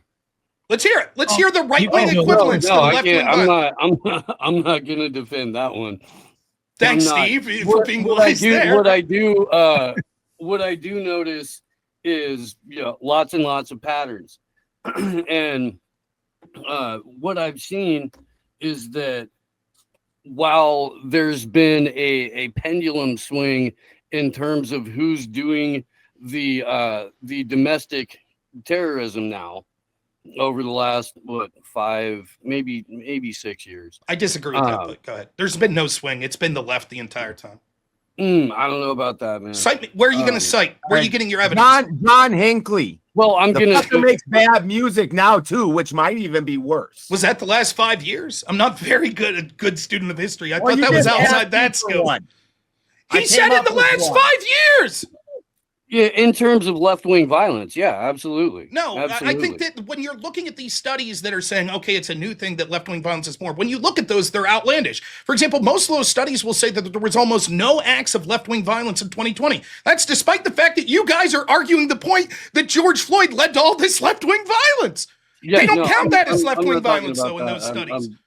Yeah, we know that. Studies. Right. So then my argument is that it's been the left, at least since the election of Donald Trump, that's more likely to use violence. Not just lethal violence like the shooting of Steve Scalise or, the assassination attempts of Trump, which led to the death of Corey Competore or the death of Charlie Kirk, but also low level of violence. People that have Teslas being vandalized, the cheering on of Luigi Mangione, assassinated the United Healthcare CEO, people, pro-life centers being attacked routinely, Republican centers, people wearing MAGA hats being attacked, all of this shit. The assassination attempt of Brett Kavanaugh. Everybody knows that with the election of Donald Trump in 2016, the reason that shops were boarding up their businesses was because the fucking left was going to lose their minds in riots. And they did. Over and over and over. So I think you're mischaracterizing to say that in the past 5 years, the pendulum swung to the left being more violent. I don't think that's true. I think that's been the case since at least 2015. So 10 years. My guess is we're old. Them extra couple of years don't make that much difference. But so I will say this: each and every time, one at a time, you're both abortion clinics getting bombed, and when was the last one? Outside. Again, I don't keep up with it, but that was a pretty prominent thing. I lived through the Satanic Panic. That was some crazy shit. That was all very right wing. Did you live through the Weather Underground as well? Did I what? Did you live through the Weather Underground as well? What is the weather? Left-wing terrorists that were basically promoted overwhelmingly to areas in academia. Bill Ayers was one of them, who was Obama's mentor. These were left-wing terrorists that were committing acts of violence all through the 70s. So far afield from 10 years ago. Right. So, your partner brought it up, not me. And I don't think he was around in 72 yet, but maybe. No, I don't know how old you are. That fucking old. Fuck y'all. Yeah. Dye your beard, you old fucker. So what I've seen is that every time there's an event on U.S. soil, regardless of what party is in office, it is always used as an excuse to limit rights, limit privileges, and further reduce people into ideological corners where all they're going to do is red team, blue team, bark, bark, bark. While all the while, regardless who's in office, the rights of the individual decrease, the surveillance increases, and the propensity for state violence increases. It's a problem, reaction, solution ordeal. And right now we have the current president talking with cheers and applause and massive support to send in the National Guard and the Marines into U.S. cities to go after anyone, citizen or otherwise, that they deem is inappropriate in that moment. That is a massive constitutional overreach. And I know that's not the original, but this is what happens every time. Okay, so if that's the case, administration isn't happy. Wait, what is shocking to you, Morte? No, if I just go ahead, Rob. Go ahead. So here's the point, Steve. Can you show me post George Floyd riots where that occurred? Where that occurred? Absolutely. Okay. Yes. More and more surveillance cameras went up. We have a police body cams. What's that? No. No. Like I don't know if you live near a major city or not, but surveillance in terms of cameras mounted absolutely everywhere have increased exponentially by the government since 2020. What's that? By the government, city, state, yes. But like not just by private entities, but by government entities. Oh, no, they don't happen without private entities. And in fact, the private entities maintain ownership. They just get approved at a government level to be installed. Third party maintains the ownership of the equipment, and then that equipment is sent to something called a fusion center. Do you know what a fusion center is? Sure. So let me logically go through your argument here then. George Floyd is worse because after his death, people decided to mass riot, which caused billions of dollars in damage, which then caused business owners to get surveillance cameras because of all the looting and death and destruction. And that somehow we should say that's bad, that surveillance increased. Business owners also did increase their personal ownership. State surveillance increased massily as well. You just said it was all private that got permission through state. You said you knew what a fusion center was. What is it? A fusion center is fusion centers are areas that we send this data to that sort of looks into this data and interprets it through sort of different lens of investigators. Who looks at the data? Who gets the data? Yeah, what are the entities at the fusion center that look at the data? So you have law enforcement that's looking at data, but it depends on the type of fusion center. There are also private fusion centers. Like you could make the argument that a lot of the collection in places like social media are also fusion centers. Well, they're also private entities. Right. So you just asked me who it was. Yes, it could be law enforcement or private entities. Public-private. Government and private facing.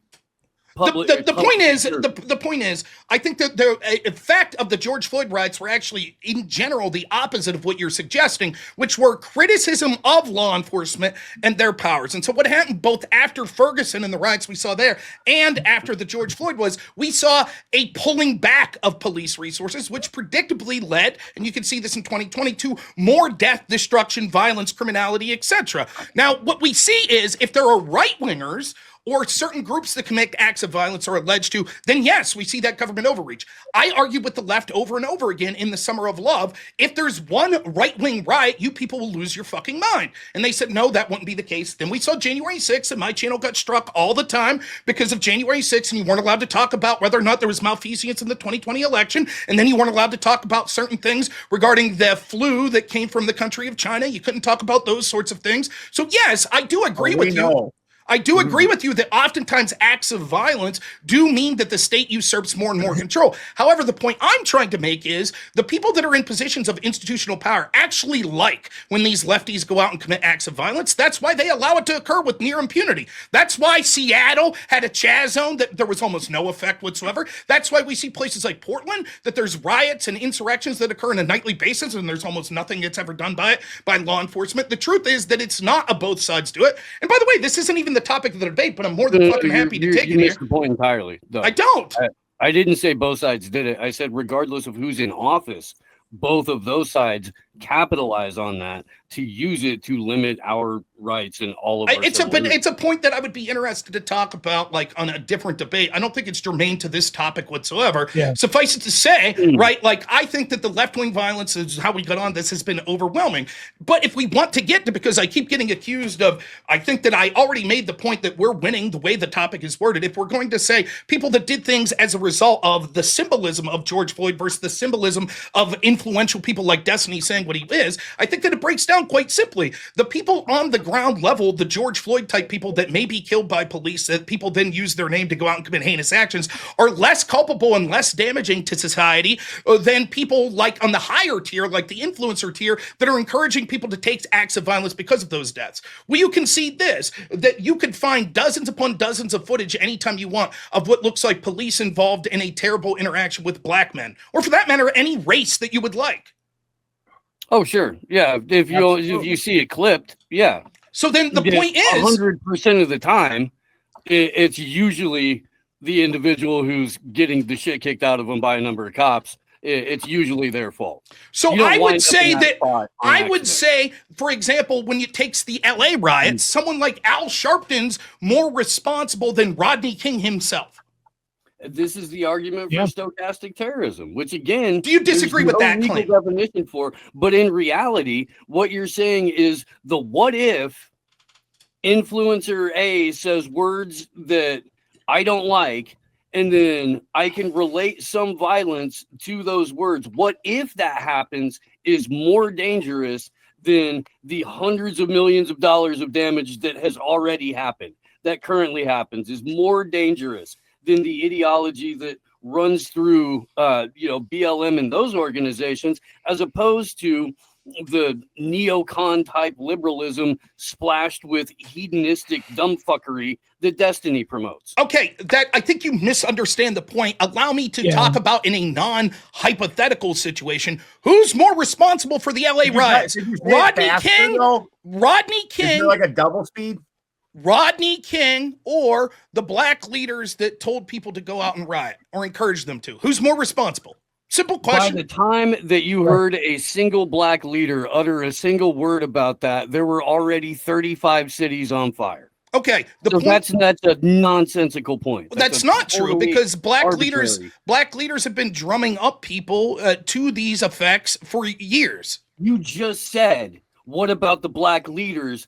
Who's more dangerous, Al Sharpton or Rodney King? Who's more responsible for the LA riots? There were no black leaders in the wake of Rodney King, except for like a couple of crazy people down in LA that were like, yeah, let's go do this. Okay, I think you're, you don't have them in the moment, just, rolling up in the church bus with Reverend Al up at the driver's seat going, get in, we going looting.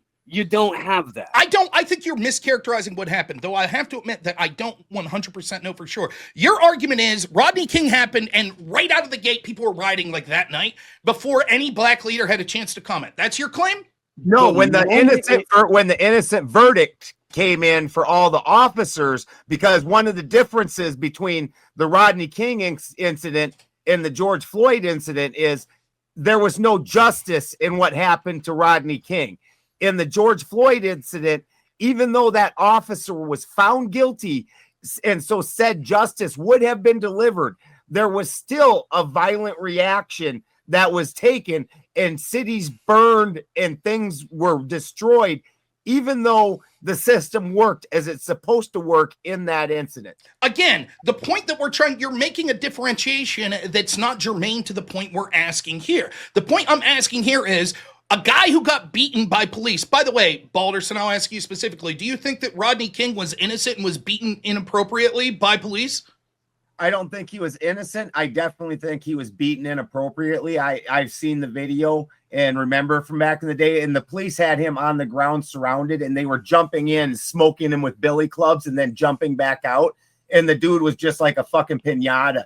It was insane. And I don't disagree that if you're being violent yourself or you're uncooperative and forcing them to up the force, that is a thing that will happen, and you are definitely responsible for that upping of force. But at some point in time, they're also responsible. No different than if you came up and punched me in the jaw and I got on top of you and just started pounding your head into the ground. They would absolutely say you put undue at some point in time. It went from you defended yourself to you were now the aggressor.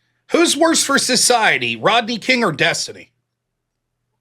Whose effects on society were worse, Rodney King? That's not the question. The question is, let me word it specifically.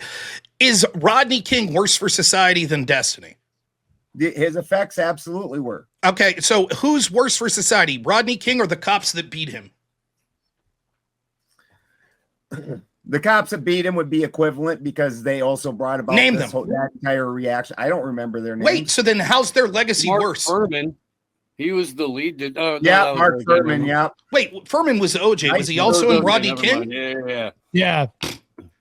You don't remember the legacy of the names of the police officers. You don't even remember their names. I realize I don't remember the legacy, but they it's equivalently their legacy. Again, sure. The point is, but everybody knows Derek Chauvin's name, don't they? They do, right? The point is, the point I'm trying to make, if you're saying that by the actions that someone had aggressed upon them by law enforcement, that if people go out and choose to riot because they saw that person's legacy is to blame, or you would say that person is worse for society. They chose to riot because the system was broken. The system was broken. Anybody that watched that video can't justify the last 20 minutes or whatever it was of them just mercilessly beating. Okay, if that's the case, then why is Rodney King worse for society than Destiny? If they were rioting against an unjust system. Well, that is a valid point, that the societal changes that derive from that. Right. That's crazy. I wouldn't say that the means to that were great. I guess the means justifying the end. So that you're all over the place. You do have a valid point, right? You're all over the place here. And let me just say this: I stand by my claim that the person, like when you had the Crown Heights riots and you had people like Al Sharpton that were like sort of inflaming people to do that, they're more responsible for those riots than, say, some black person that was negatively affected. In that case, I think it was by Jewish people or by police officers or something like that. And so given that, I think that you would say there are multiple tiers of people. The actual on-the-ground shithead that's looting a store or rioting, probably less damaging to society as a caricature or as a symbol than the person that's sort of gaslighting those people to go out and doing that. That's saying the society's systemically racist and you're owed reparations and violence is the language of the unheard, and this is mostly peaceful. That tier of people is worse for society, right? Because they're actually causing the framework that allows more individuals. The low-level people, just the grunt on the ground, might be much like you might say in a war. Well, yes, it's the grunts on the ground that are actually inflicting the most lethality on their opponents, but any one of those grunts is easily interchangeable as opposed to the leadership class. That next tier up, the people that are leaders. And then when you go to the next tier up as the generals, they're even more responsible than the colonels or more influential for the way that system's working. The same would be true here. Destiny's a higher tier than someone like George Floyd as a symbol because he's the person that's influencing tens of thousands, if not hundreds of thousands of people to create this framework that violence is justified. Then why isn't Destiny causing riots and causing actual actions to happen? Neither did George Floyd. Why did Al Sharpton need George Floyd or Rodney King as a figure? If he had that power to do it all on his own, as you're trying to make out, why did they need him? Why aren't they just, because you're telling me that's what their rhetoric is. That point makes no sense, Balderman. Balderson, that point makes no sense. Destiny is using his power. George Floyd was given his power from people that weren't George Floyd. They handed him this. They used him as a patsy. This was handed to him, whereas Destiny, he's utilizing this massive platform to go ahead and incite violence right now. So you have somebody who's active. Like my point again, George Floyd is passive. This was handed to him. This could be moved from goalpost to goalpost, one black guy to another black guy. When it comes to Destiny, oh, you can't move this around because it's specifically one leader. How many Destinies do we have? One Destiny. You have 1,000 George Floyds out there. You've already conceded the point that there's literally, we all have cameras. And so you could literally, I used to say this all the time, you could pick a race. I want to see someone of Asian descent being assaulted by police officers. You can find it. If you look for footage, because there's so many people in the world, or in the country, so many police officers, and everybody has a camera now that can record. Of course, if you wanted to paint a picture to cause people to do acts of violence, I'll remind you, during 2020, now I might be slightly off on the years, they polled Democrats and said, how many unarmed black men do you think are killed by police a year? And over 50% of them, I believe it was, said over 1,000. The real answer in 2020, 12.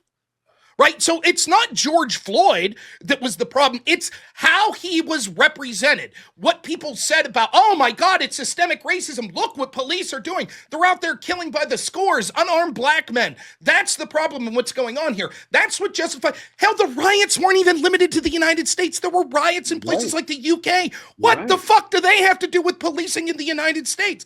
This is because it was primed by people that want to push this racial division narrative. All they had to do was wait until it was close to the election, find an example that would fit into their narrative, and bam, they ran with it. It happened to be George Floyd. He is interchangeable. Yeah. The people like Destiny, while you're absolutely correct that there are other people like Destiny, it's not the thousands of thousands, if not millions of interchangeable people like George Floyd. He is, as you've conceded, amongst the top 5 most influential Democratic streamers. Yeah, I didn't concede that because I have no idea who the top. Well, your partner did. How about that? Yeah, no, I think I named at least like 5 or 6 different people that would put him below top 5. Okay, name them again. Hassan, Crystal Ball, I'm not so sure it's true. Kyle Kalinske, I'm not so sure it's true, but fine. Let's say we accept those. Who else? The Young Turks. Okay, that's 4. Let's see, Jimmy Dore. Jimmy Dore does not have the influence of Destiny, nor is he a Democrat at this point. Yeah, not even close. That's crazy. You don't think? Okay. I mean, he's vehemently anti-Democrat. Yeah, like the mainstream Democrats. He's still vehemently progressive policy. True, but he's not. He's not like the views of the Democrats. And all of Rob's. I do appreciate he says it so fast. I swear to God, he's somehow on 1.5, and we're all on like. My brain works fast. Sorry, but my tongue don't even move that fast. I mean, dude, your wife, happy woman. I get it. She doesn't watch me, so she's not going to hear that. But all of that that's funny. Came out for him to say half of fame is just being at the right place at the right time. We all agree. So George Floyd was the lucky one who's got to be the martyr. I mean, William Wallace, I'm sure he was sitting there going, God, I want to be drawn and quartered and my body parts to be delivered to major cities so that way I can inspire more people to come fight. Or he just wanted to keep fighting. So being the martyr, I get it. He doesn't choose to be the martyr. Outside of your mythical Jesus, nobody does. Nobody's like, you know what? You don't believe Jesus existed as a person? I want to get ruthlessly murdered today. That's my goal for today.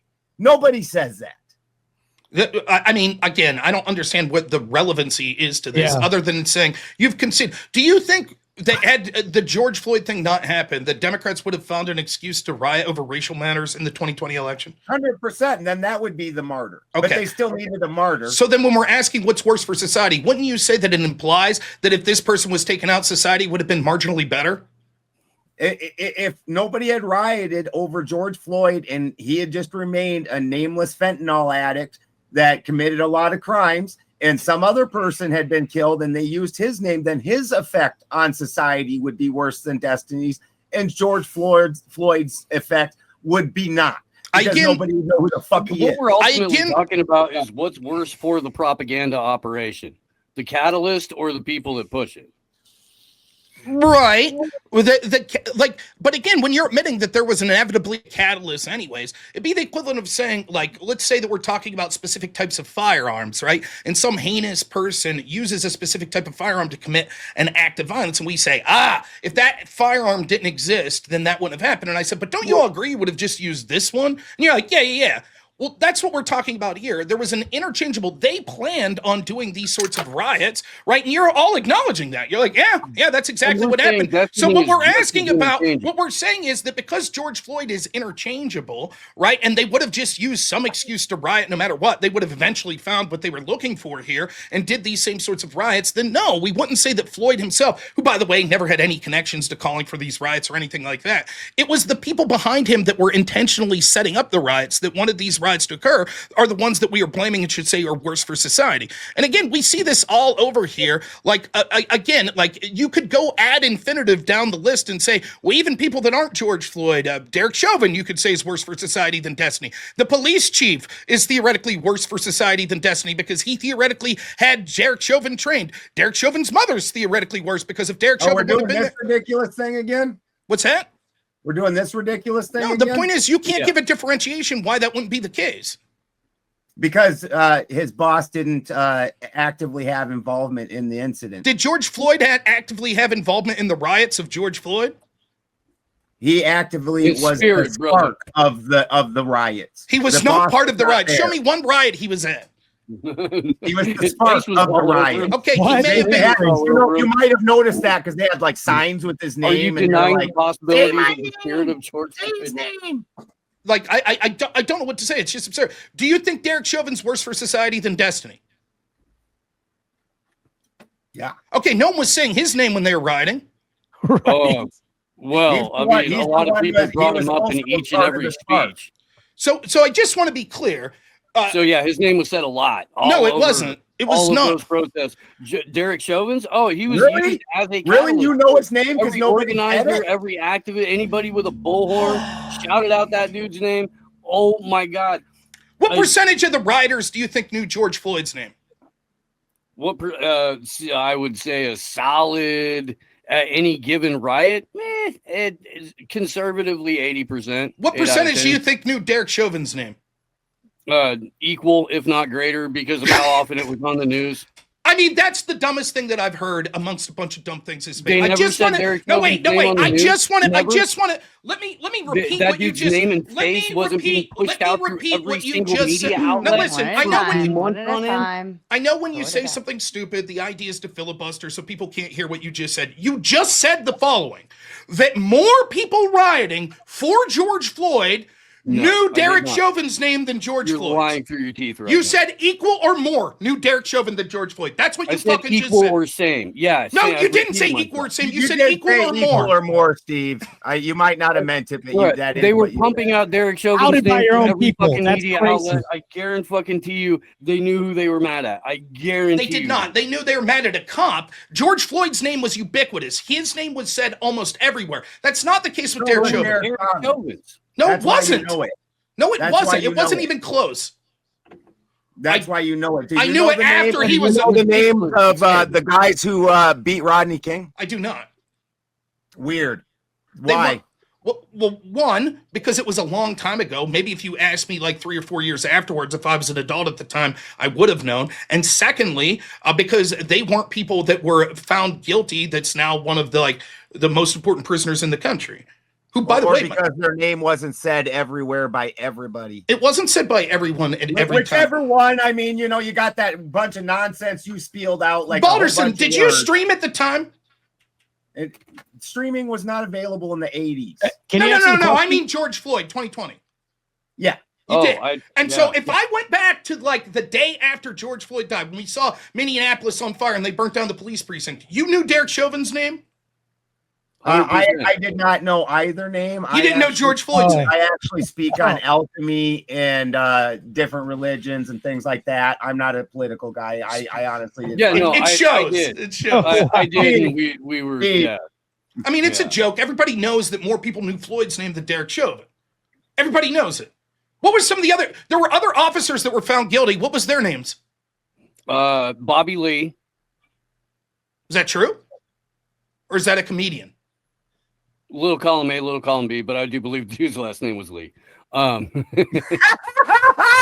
Now, I will say you're not doing it. Do you know what Bobby Lee's? I don't know if you knew this. Someone told me this. I was hanging out with a comedian the other day. You want to know what Bobby Lee's, the comedian's, final joke's been for like the last 10 years at his stand-up? So it's interesting that you said his name. He actually shows his butthole. So, Steve, I'm assuming you're a big fan, like based on the positioning of your mic there to your mouth. So I've yet to go see Bobby Lee in concert. God. Yet to be there. he is funny, though, I'll admit that. Nonetheless, what I'm saying is there were other officers that were found guilty. We don't know their names. So I'll ask you, Balderson, Officer B that was found guilty, are they worse for society than Destiny? Officer B did not actively have a part in the actual actions. That's why they were not convicted of actual murder, but being either being an accessory or some such other thing. They weren't actively doing it, so of course nobody knows their name. Also, that's not the question. That's not the question. Are they worse? Just the lead singer. Are they worse for that works. My question wasn't why do people not know their names? My question was, are they worse for? Nobody talks about them because they were. That's not my question. Again, you repeat an answer to a question that I didn't ask. My question is, are they worse for society than Destiny? Are those guys worse in society than Destiny? Correct. Oofta, that's a tough question. I do think that cops that let other cops do things that they shouldn't, but I don't really think Chauvin was doing anything that he shouldn't have been. So no, them other cops were also just following procedure. So is Derek Chauvin? So Derek Chauvin. Fine. Okay, so given that, if Derek Chauvin didn't do, and in your estimation, Derek Chauvin didn't do anything outside the book, is he worse for society than Destiny? His legacy is, yes. Himself, not his legacy. Him himself, no. As a person, well, I don't know. Probably not as a person. Okay. Again, we have to divide it into were they as a person what we in this society consider a good person, and then what was their effect on the society? Just like I've went through numerous times. What? We Martin got Luther you. King We got. may have been a shitbag. It took but his legacy is a good one. It took 2 hours and 15 minutes or something, but we got you there. So I'll ask one last time. The prompt to the debate. One at a time. Gentlemen, you are doing so good. Go ahead, Rob. The prompt reads, is George Floyd worse for society than Destiny? Not, is the legacy of George Floyd worse for society than the legacy of Destiny? Yeah, if you say the legacy of Derek Chauvin's worse for society than Destiny, but you wouldn't say that Derek Chauvin's worse for society than Destiny, then the same argument would apply to George Floyd. You lose the debate. Oh, that's it, bro. George Floyd's legacy. Yes, we just got done saying. You're saying Yeah. the prompt doesn't say legacy; it says the person. You said that Derek Chauvin's legacy is worse for society than Destiny, but Derek Chauvin is not. If you're not looking at the legacy or the things that they've done to affect the effect of society around them, well, then guess what, buddy? You lose so badly because the guy that is just a bit of a sexual deviant and has a couple civil suits against him, way better than the guy that ran around slinging coke and robbing people, putting guns up to pregnant women's bellies. Unless you're telling me that that's a better person. I mean, I don't know where your moral set is. I don't think you're an ortho bro, Rob. So I'm not 100% sure where your moral set is on that. I don't know if it's an objective thing given by God where they have to turn over your own. I don't know what metric to use for you. Maybe a gun to a pregnant woman's stomach is a more serious infringement on society than getting a BJ by another dude or giving a BJ to another. Alderson, can I ask you a question right now? So if Floyd never passed, do you think that he would be worse for society than Destiny? Then the effect would not have taken place, and no, he would not. Same as if it was filled in by another. You're so bad at this. So let me tell you what, Marte, great question. So what you just said was, when I pointed out, let's go step by step with what just happened. You said, look, Derek Chauvin's legacy is worse than Destiny. But if the question was, is Derek Chauvin worse for society than Destiny, then the answer is no. And when I say, well, notice that the I didn't debate that prompt. Let me finish. I said, notice the prompt says, is George Floyd worse for society than Destiny? Not, is George Floyd's legacy worse for society than Destiny? You counter this by saying, yes, but can't you see George Floyd was this drug addict and he was this terrible person and blah, blah, blah, blah, blah. Is he worse from society than Destiny? Then Marte, what was the question you just asked? I said, if George Floyd never died, would he be worse than Destiny? You then say Oh, no. but He I wouldn't be, see thereby that you do refuting have the that, previous thing that Yeah. you I just know you're on. refuted I everything know that you're you on Let me team. I'm finish. on One at a Team time, Crucible, one at so a you might time. have Hold some on. of that Let me ortho finish, bro and then thing I where you promise. don't get how Let me Hold on, funds Ben. finish. work. Hold on, Ben. I promise you can finish. I'm wrapping it up. So you say, well, if it was just no legacy, if it's just the person, then George Floyd, the person, is worse than Destiny. And then Marte says, but if he wouldn't have passed away, would he have been worse? And you're like, clearly not. That just refutes everything you just said prior to that about George Floyd, the person, being worse for society than Destiny. Now you're going to backtrack again. You're trying to compare apples and oranges at that point, and you're No. saying, "Well, Destiny, yes." We just You're changed the saying, prompt you're entirely. saying Destiny's, Your whole you're saying position right Destiny's when I effect said on you. society, i.e., the things other people are going to do in Destiny's name, potentially, which you've never come up with one. That That's is the somehow legacy. Shooting worse Charlie Kirk. I'm not talking than about his George legacy. Floyd as a person. You're trying to do apples to oranges, and I get it that you guys don't know how to keep things straight like that. I get that, but you can't take the things that people do in Destiny's name, and then say, well, I'm measuring that against George Floyd as a person. We're either taking George Floyd's legacy or the things people did in his name and the things that people did in Destiny's name and measuring them against each other, in which case you severely lose. Alderson, or no. we This is measure Alderson. Destiny against, hold on, rub some baby Destiny oil cost on me, it. yeah. One at a time. One at a Rub time, some gentlemen. baby We're oil almost on. there. It's okay. All right. Or we say, is George Floyd as a person better or worse than Destiny as a person? And you lose in both categories. And I get that that was always a losing proposition for you guys. I appreciate you taking it. That's not what was occurring. We argued this at the beginning, that the reason that what you're saying is erroneous is the individual actions of Destiny. We didn't get into it, and I'm glad we didn't talk about the sexual dalliances, the allegations of Destiny, whether or not he was with an underager. I would argue, hypothetically, and I don't know if this is true, but there are allegations that Destiny was with someone who was underage. That hypothetically is a more severe crime, depending on the age of that person, etc. I haven't looked into the details, to be honest, but that hypothetically would be more severe of a crime than pointing a gun at a pregnant lady's stomach and not pulling the trigger. I guess we could debate the nuances of being a PDF or someone connected to that versus being an assaulter of women and what would be worse. Nonetheless, it didn't really delve into that because the point we were making from the get-go is we actually should look at the influence that people have and where that's pushing our society in a direction. Where you get confused is you're saying that even though George Floyd was never connected other than just pure happenstance of his death to the terrible things that happened in his name and that he would be interchangeable and they just would have used someone else if not be it for him. We're saying that proves that he wasn't worse for society as opposed to Destiny, who's actually saying these things. The equivalent would be this. If I sit here and say, hey, I got a strike on my YouTube channel and some lunatic says, I like Rob Noor, and because he got that strike, I'm going to go and I'm going to vandalize YouTube's studio for that. I don't think that you say I'm bad for society because someone did that even though I never suggested it. Whereas if Marte's saying, I got a strike and therefore someone should go vandalize YouTube's studio and someone does that, we would say that Marte's responsible for that rhetoric and what went there. That's what we're talking about when we question whether or not someone's good for society. So when we're talking about their quote unquote legacy or what they influence people to do, we're talking about a prominent left-wing streamer that is saying that they should have an environment where Republicans are afraid for their lives to go in public, that the worst thing that could have happened was that bullet not taking out Donald Trump, versus George Floyd, who didn't say any of this shit about rioting or anything like that. He merely happened to pass away in what you say is a legal action done by Derek Chauvin, which you're admitting that they would have taken any number of incidents like that captured on film in order to justify their rioting anyways. So, that was nice and emotive. I'm very good at that. How much money has Destiny cost taxpayers? How much of a drain on society in real life has Destiny been?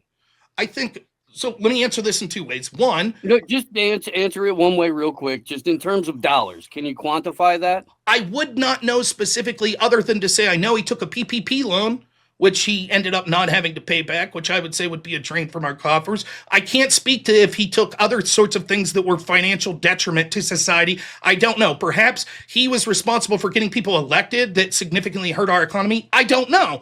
And you don't know exactly how much money George Floyd cost. Hooked on drugs. What's that? How many people would you say he personally hooked on drugs? I have no clue. How would I know? Okay. Yeah, Okay, that's Destiny or fair. George That's Floyd? fair. How many homes do you think he broke into? I don't know. I Huh. mean, he Okay. did publicly, So apparently, in terms of allegedly, he actual said one time. damage to- He your allegedly entire- said one time that he was arming himself to take care of someone that did a DDS attack on him. I don't know if your that's true, but I've heard entire those argument allegations. hinges on things that you can't point to. Okay, how many people did George Floyd? Hey, just let me. I'll land the plane. It's your turn, Rob. I promise. Okay.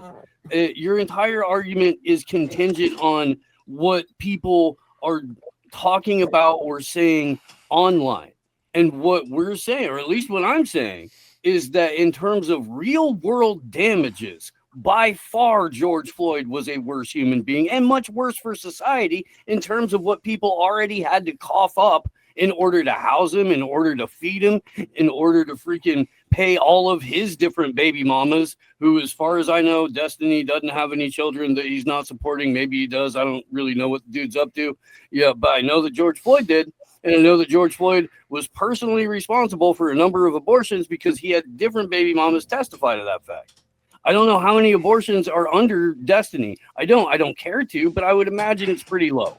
So this was addressed at the beginning of the debate, where we said that as heinous as an individual could be, like someone who beats a woman, they still wouldn't be as bad for society as a politician that leads to negative outcomes due to their corruption, because that politician has the ability to affect millions of people, as opposed to the person. Nonetheless, he's an influencer that has the ability to influence voters that are doing these things. And so we would say that please, you haven't even given me a chance for the plane to take off, talking about landing it. So please give me a chance. So when it comes to that, we can see that rhetoric that people like Destiny push. He is one of the top streamers that's streaming and influencing that tens of thousands on a nightly basis and hundreds of thousands that would see his videos in perpetuity, of young people that if you go to the Reddit, you could see people suggesting that they're possibly prepared to use violence. We could see people actually using this violence more and more against law enforcement officials, against politicians, etc.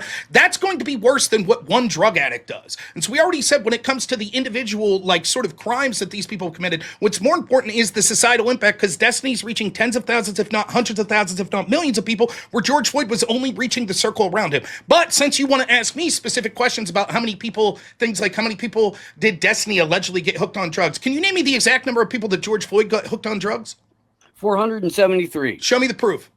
You go read Mariam Hanein's book, The Real George Floyd. Okay, what chapter does it say he hooked 473? 8.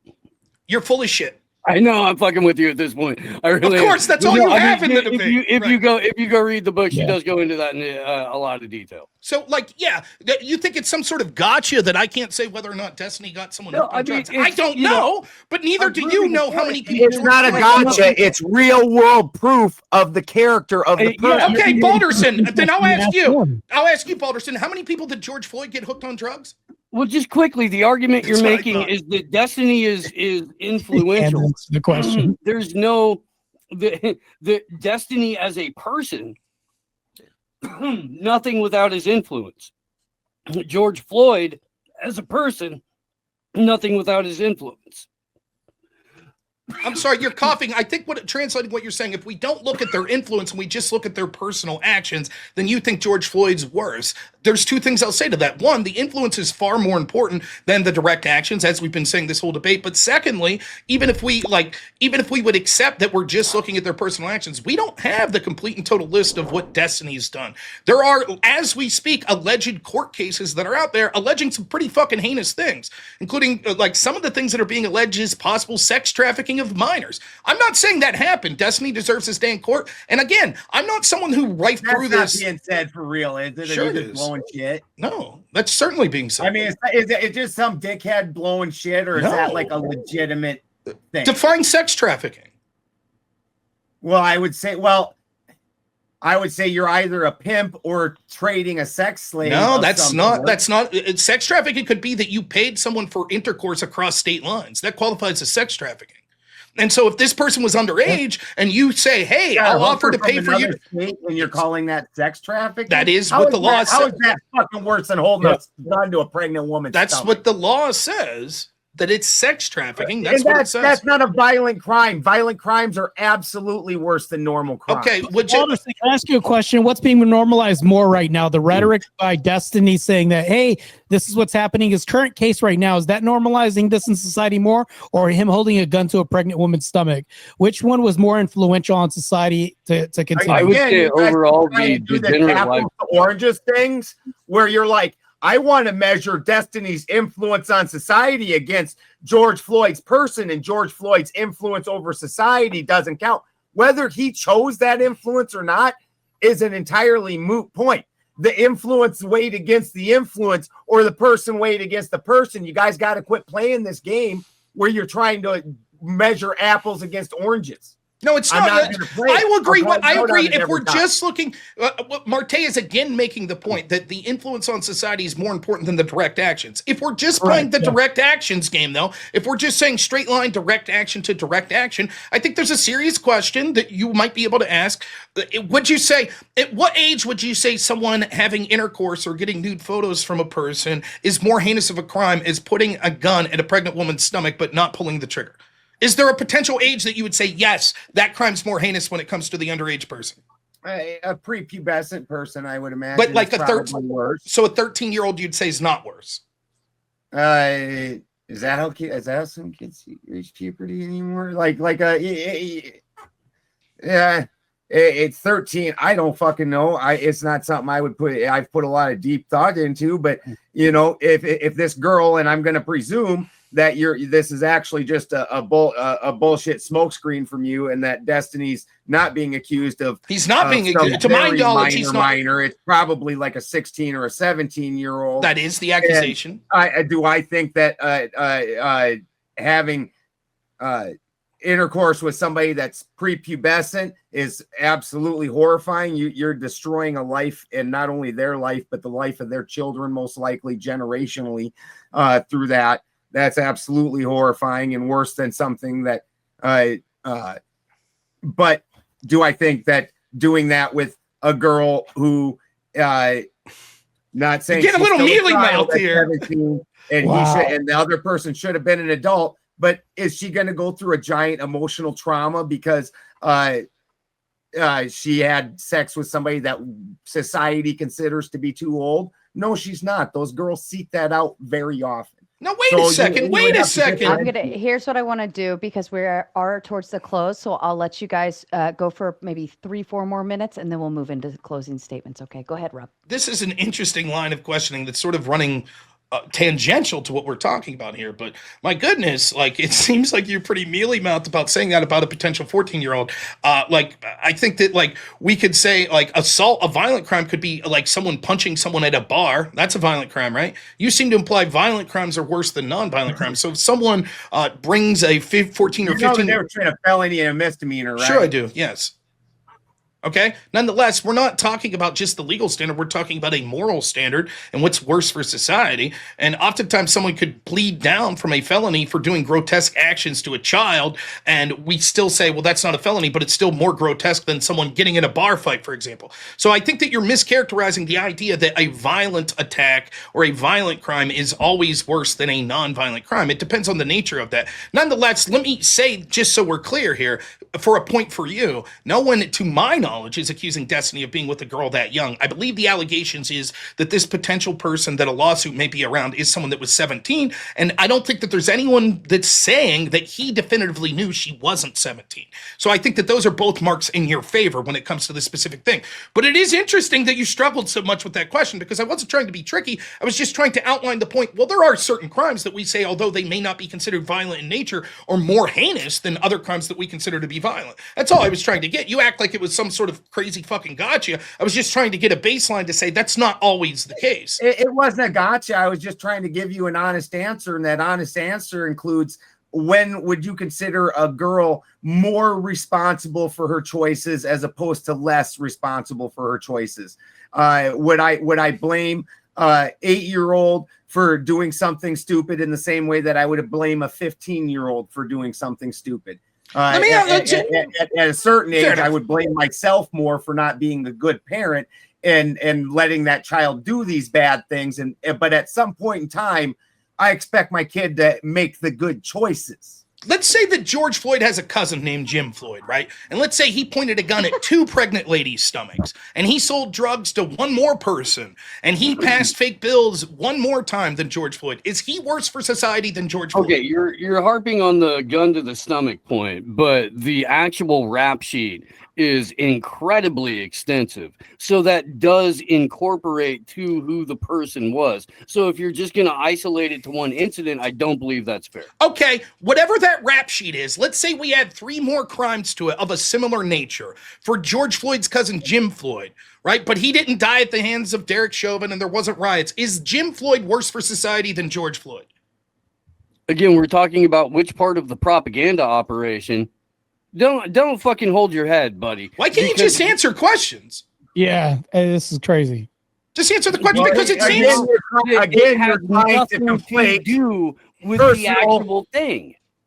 If we You got- change the entire nature of the prompt, then I can prove a point. But It's that not doesn't- changing that's the not how nature life of the works, prompt. dude. Let me explain what I'm doing. It seems that you're trying to have your cake and eat it too. When we're arguing when it comes to Oh the gosh, societal... that's rare in a debate. When it comes I to bet this... you're unfamiliar with having Hold cake. on. Let him Now finish. listen, it is true as a fat guy, I eat cake, though I managed to keep it out of my mouth during this debate, unlike you and that black phallus in front of your face. You Hey, couldn't even hold man. out from there. You So are let's so not talk obsessed about with what's black putting dick, what it's in not people's even mouth funny. here. Nonetheless, I'll finish my point. What you're trying to conflate here is 2 things. When we argue about societal impacts and we're saying, look, Floyd shouldn't be blamed for people that are rioting, but the things Destiny is saying are germane to what we see political violence that are occurring now. And you're like, yes, but the personal.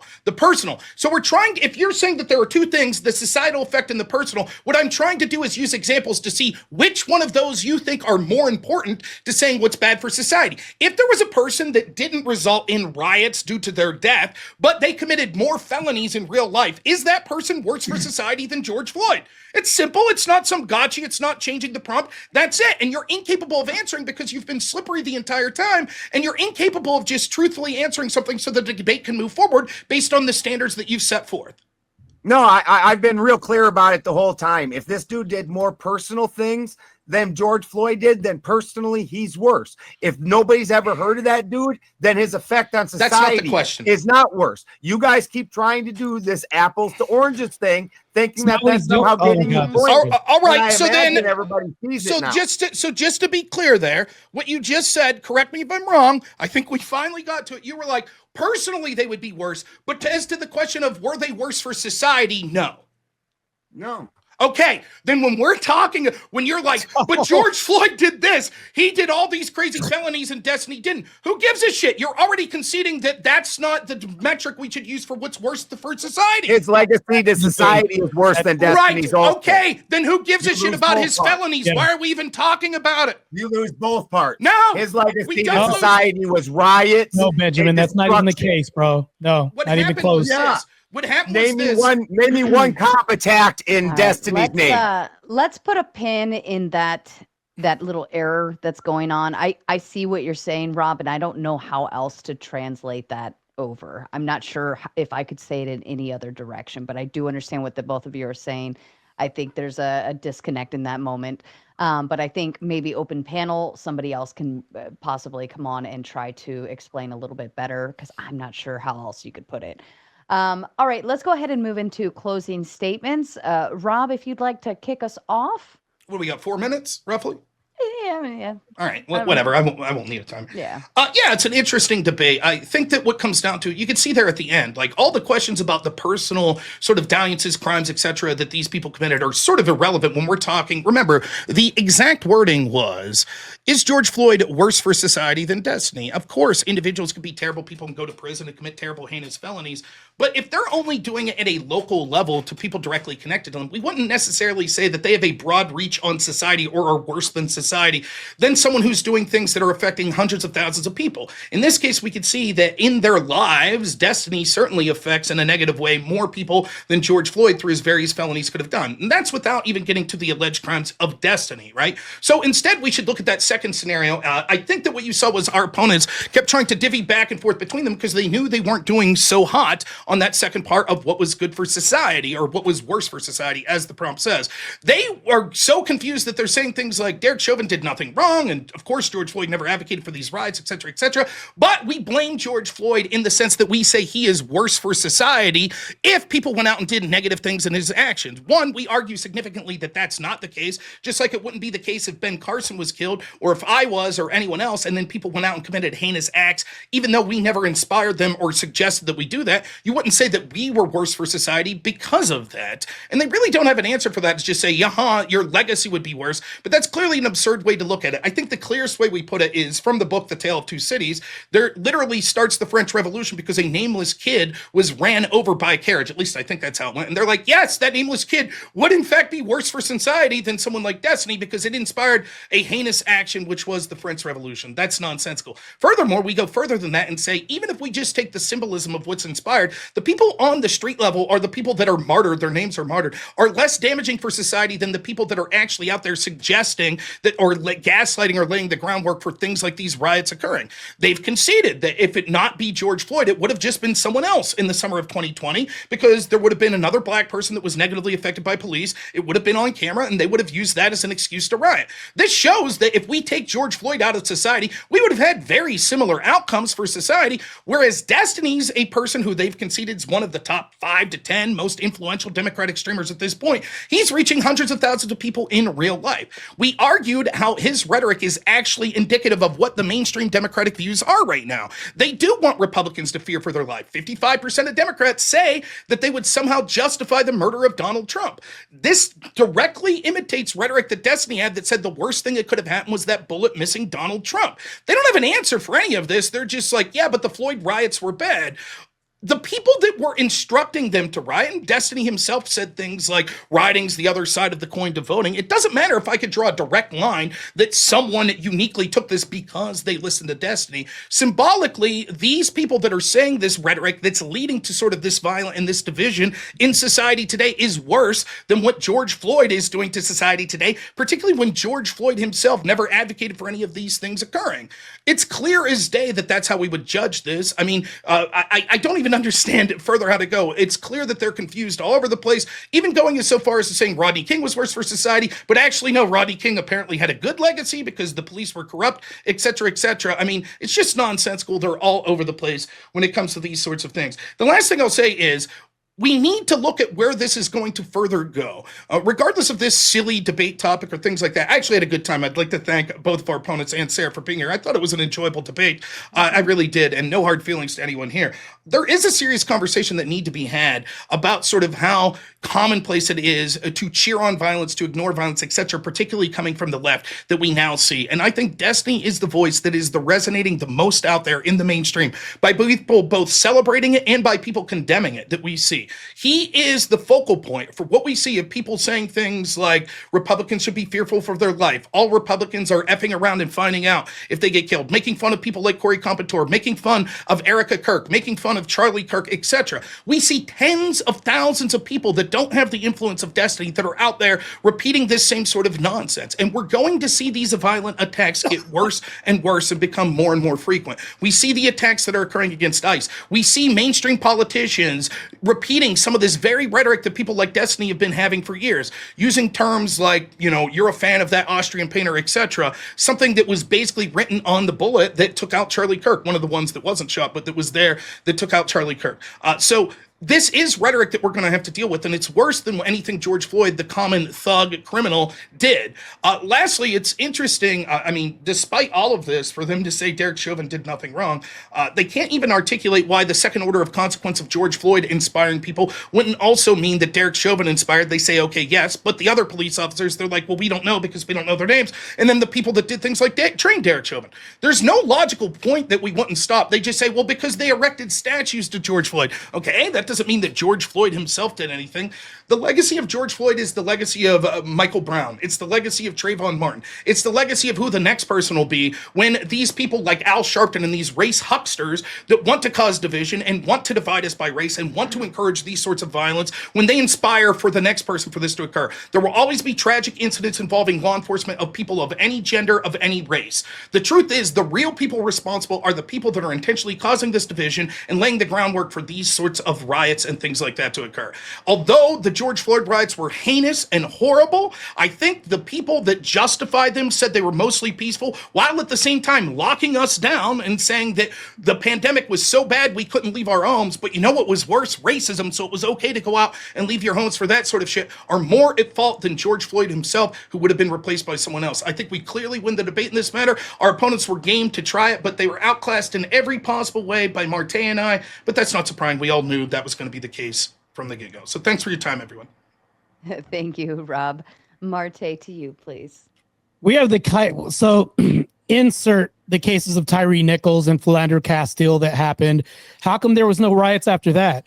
So these people had passed away. We call them martyrs, things like this. So all we're witnessing in this argument is moving from goalpost to goalpost because, we have blacks dying on camera, by police custody. That happens all the time. I think it was just a time and a place for somebody to be the patsy, and that's what's going to happen. So to Rob's point, when we look at the autopsy report, fentanyl was the main cause of his passing away. Why aren't we saying that fentanyl is worse for society than George Floyd? If I was to ask you this, if we was to say fentanyl is bad, you are conceding in this debate, well, George Floyd's worse than fentanyl because of his, well, hold on. So then you're admitting that something that was the cause, and you don't even know what the origin is of this. We're just pointing to a patsy, whereas Destiny, we have the origin. We can point to an exact figure in society who's weaponizing social media, X profiles, YouTube, and everything else, right? Not only this, but he's weaponized an arsenal of influence. George Floyd hasn't done this. Where's the influence for Philander Castile? Where's the influence for everybody else? Matter of fact, the damage for Eric Garner's thing was so small that happened. It wasn't massive citywide scale. So if we think about this, it's like all you're doing is pointing fingers, but you don't have an exact origin for what's causing really massive bad for society. And we've been trying to put our finger on this the whole debate on their side and try and figure this out. Meanwhile, we have the causation and the instigation and the catalyst in front of us by the name of Destiny, Stephen Bunnell, the third or second, whatever his name is. So it's like we have this. We have causation in front of us. We have the words. We can actually have quotes, things like this. We don't have quotes for George Floyd or anything like this. We don't have an active, I would say, a propaganda machine from Floyd himself. Now you could say, yes, he passed away, but that proves my whole point. So Floyd's influence was passive. So it's like, what's stronger? Something that's active as far as a call for violence, or something that's passive, meaning this can go with time. We could say that, but we can't even determine, on the other side, it's like we just had a passing of Charlie Kirk, which he couldn't even condemn this. He never condemned this on Piers Morgan. So to me, I think that if he's amassing a large audience and they're saying this, what Destiny's doing is normalizing death in America. How is he not normalizing death right now? How is George Floyd normalizing death in America right? Oh, he wasn't. He was the guy that passed away. Meanwhile, Destiny's normalizing death by omitting this. He's not even condemning this. When questioned by Andrew Wilson, we can replay the footage right now. And he was weaseling his way, just like you guys, out of this whole conversation because you guys don't have a real point of origin, whereas we do. That's it. You guys are dead in the water. Your argument never moved, and there was no traction on it, actually. And I'm just done. You guys are cooked. On to Steve or whoever else. Thank you, Marte. Steve, to you, please. Yeah, sure. Thanks, Sarah. And thanks, you guys, for, giving us something to laugh at occasionally.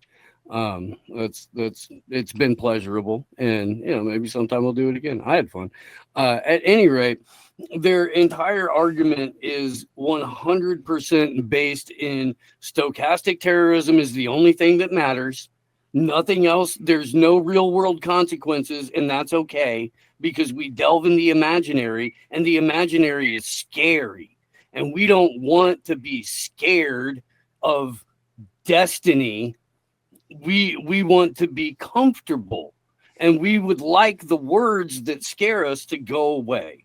And there's no acknowledgement whatsoever from either of these clowns about the real world consequences that exist because of George Floyd. You have to remove the crux of the argument from the argument in order to make the argument. And that's their whole game right now, is we have to do little bit, cutesy rhetorical traps. I refuse to acknowledge something that's going to be absurd.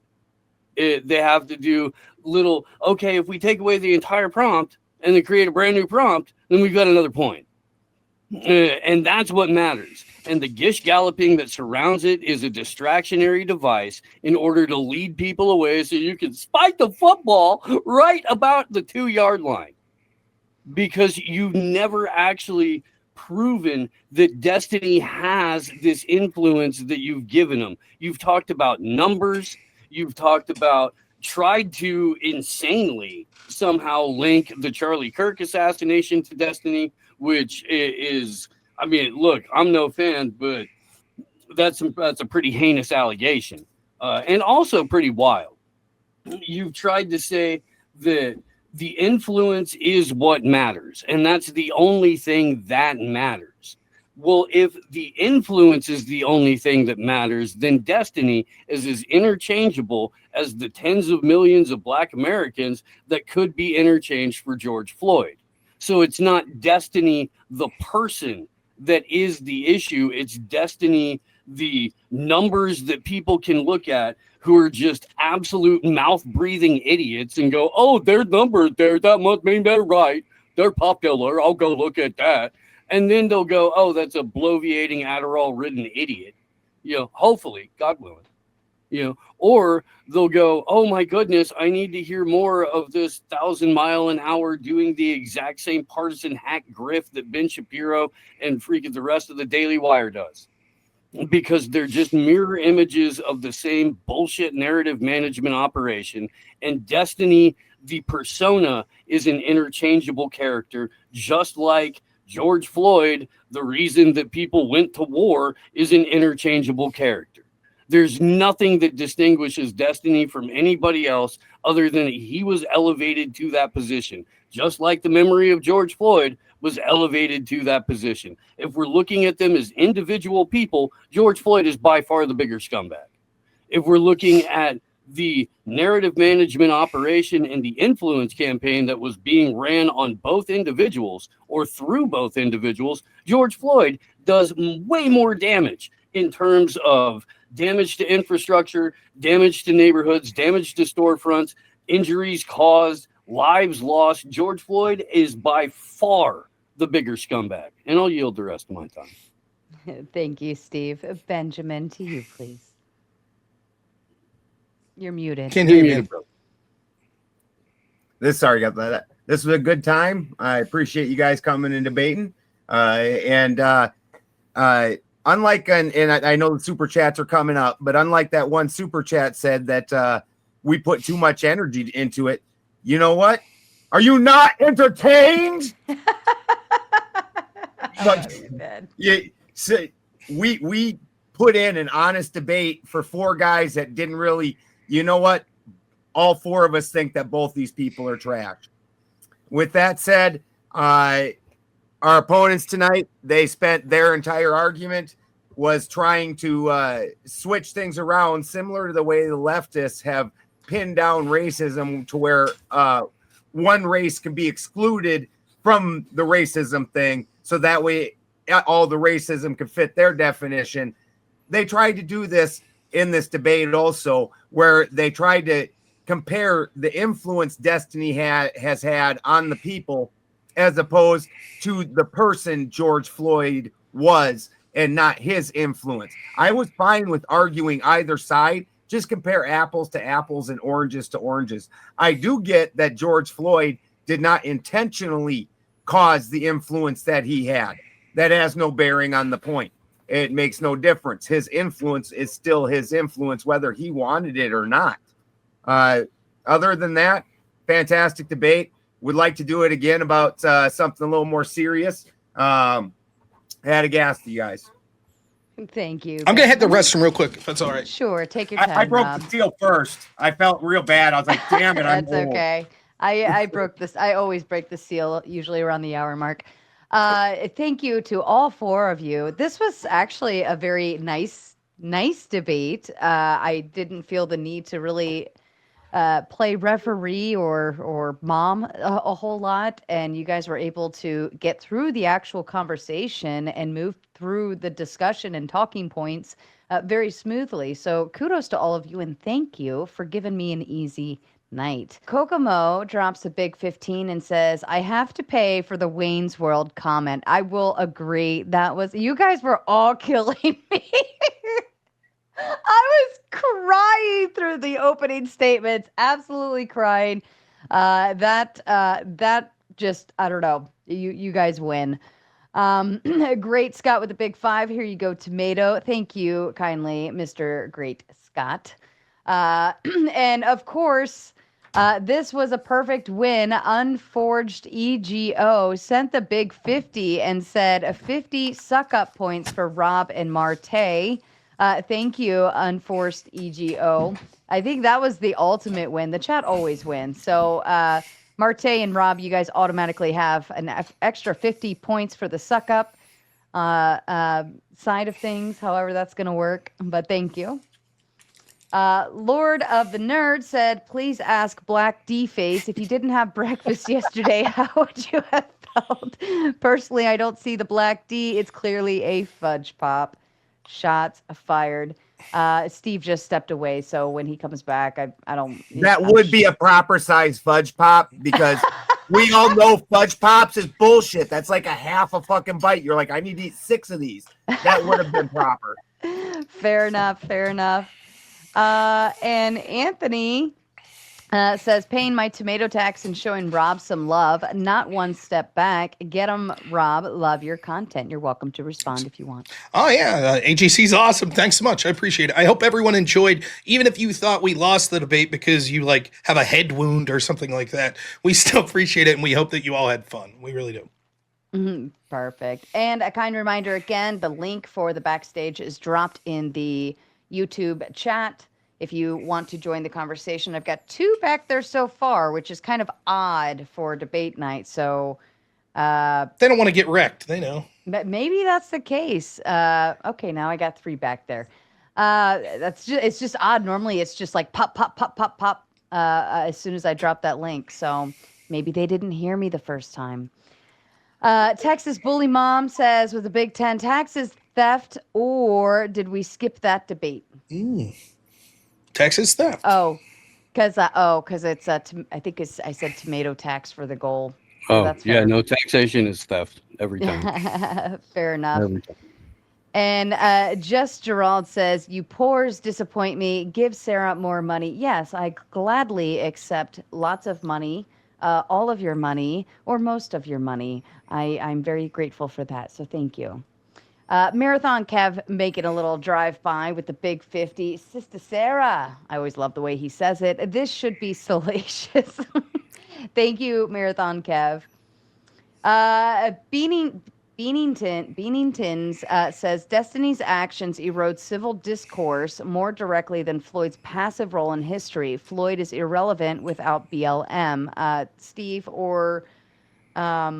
Balderson. Ben, Yeah. I'm assuming this is directed more towards you if you want to respond. Yeah, and Destiny's influence is as artificial as George Floyd's. So I don't even know what we're talking about really ultimately, because they've both been weaponized in an influence operation. I don't think that there are real world consequences in any way, shape, or form that are remotely close to that from Destiny than what happened with George Floyd. I think you just can't make the argument. If Destiny's whole persona is the thing that matters, then Destiny as the person doesn't fucking matter, and you can replace him with absolutely anybody, just like you could with George Floyd.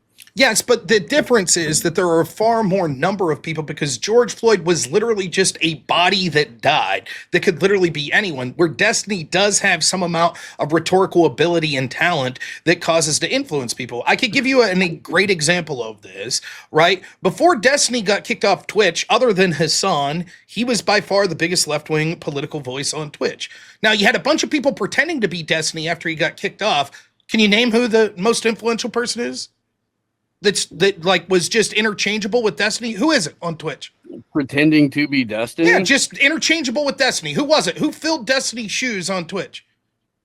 I I don't Twitch, man. I have no idea. Well, there's no one. It's a bunch of people that are trying to emulate his style, but they weren't as successful as it. Whatever you may think of Destiny as a person or like his political beliefs, etc., he is someone that's entertaining and gets a lot of eyeballs, and he's a competent debater who there are people that are drawn to him because of that. So although you're right that they could astroturf someone else, like, you know, a Parker or a Dean Withers or something like that, to theoretically fill Destiny's shoes, it's not as simple as just having another one of, you know, a black person that has a violent interaction with law enforcement.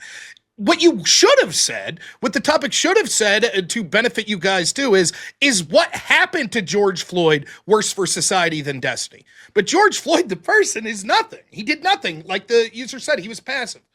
Yep. So it's not interchangeable. Individual to individual, he's a scumbag. If it's influence to influence, George Floyd is still the bigger scumbag. Like there's you have to make it very narrowly, but still somehow not totally getting the point argument in order to make your argument. But if we go person to person, George Floyd is far worse. If we go influence to influence, George Floyd is far worse. That's not. And I got a couple questions here, Rob.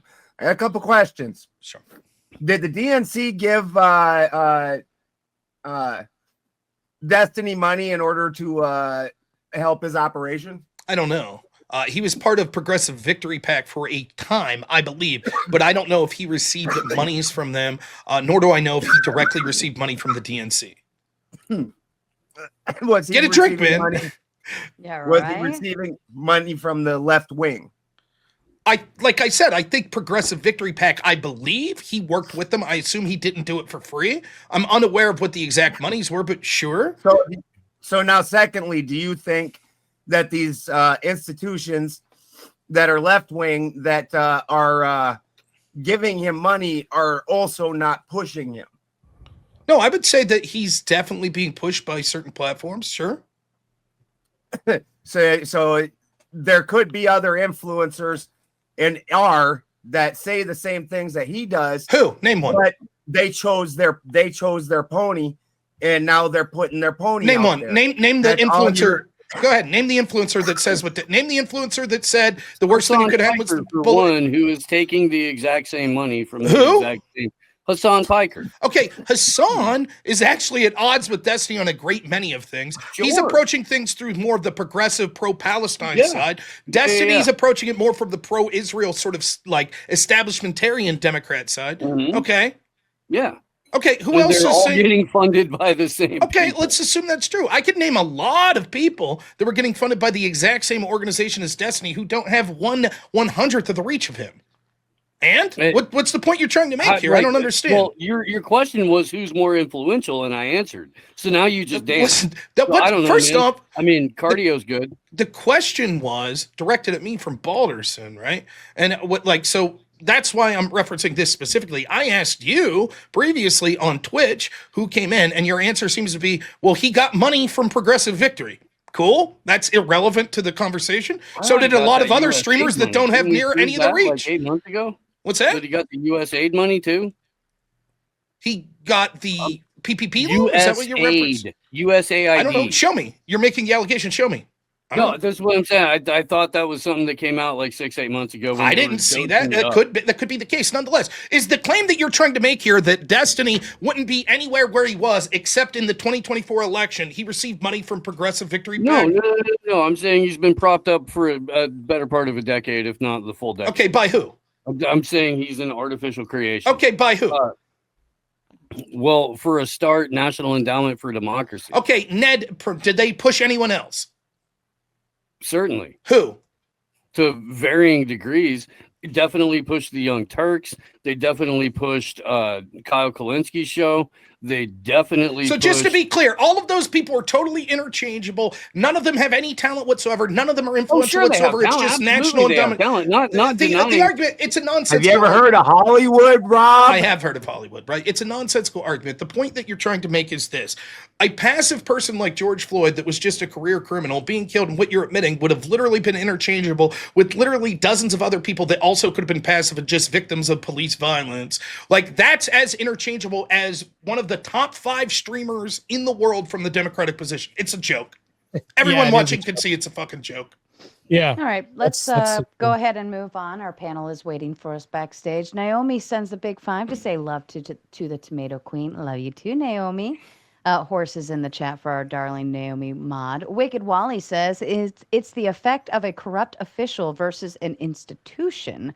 Officials are corrupt for their terms. Institutions are corrupt in perpetuity without Perpetuity. Thank you. Perpetuity without form. reform. Reform. You're muted, Ben.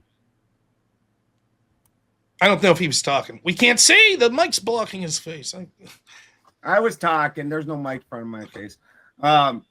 It's an interesting thing because what you're saying, and I agree, because you see all kinds of people when they get out of the position that they were in, personally then talk about their disagreements and some of the things that they saw in the system as bad. And one of the first things a rational person would think is, well, why didn't they say something while they were in the position? But the position comes with certain expectations that it's almost like when you get caught in a path of snow where somebody else kind of veered off too far to the left. And if you get caught in their path, you're all of a sudden veering to the left also. These positions that have been built have certain expectations and things that you have got to walk through. And they might not agree with that as a person, but it's what the position demands. And so, like on the farm, I have things like that all the time. Because I'm the head of my farm, I have to do fucking things that I hate. Like I had a goat that her leg went foul. You could smell death on her. And she's sitting there alive, and I don't want to go over there and fucking shoot her, but she's going to die either way. So I can either let her go or go necrotic and die horribly, or I can be a fucking man and be the guy who runs this farm and go do what I got to do and not bitch up, but the position sometimes does not equal what you want personally. I'm not saying your answer was nonsensical in answering this point. I just don't understand what this point, who I love Wally's the man. I don't understand what the point has to do with the debate. Sure, you could have corrupt individual officials and also a corrupt institution. Both of those could be true. Is trying to compare like George Floyd to the corrupt official where Destiny represents a corrupt institution. I don't think it had anything to do with it. Yeah, that's what I mean. I don't know what it's but okay. I'm just making the point. I don't understand what that has to do with the debate. That's fair. Well, I would argue that Floyd would more represent the corrupt institution and Destiny, the individual.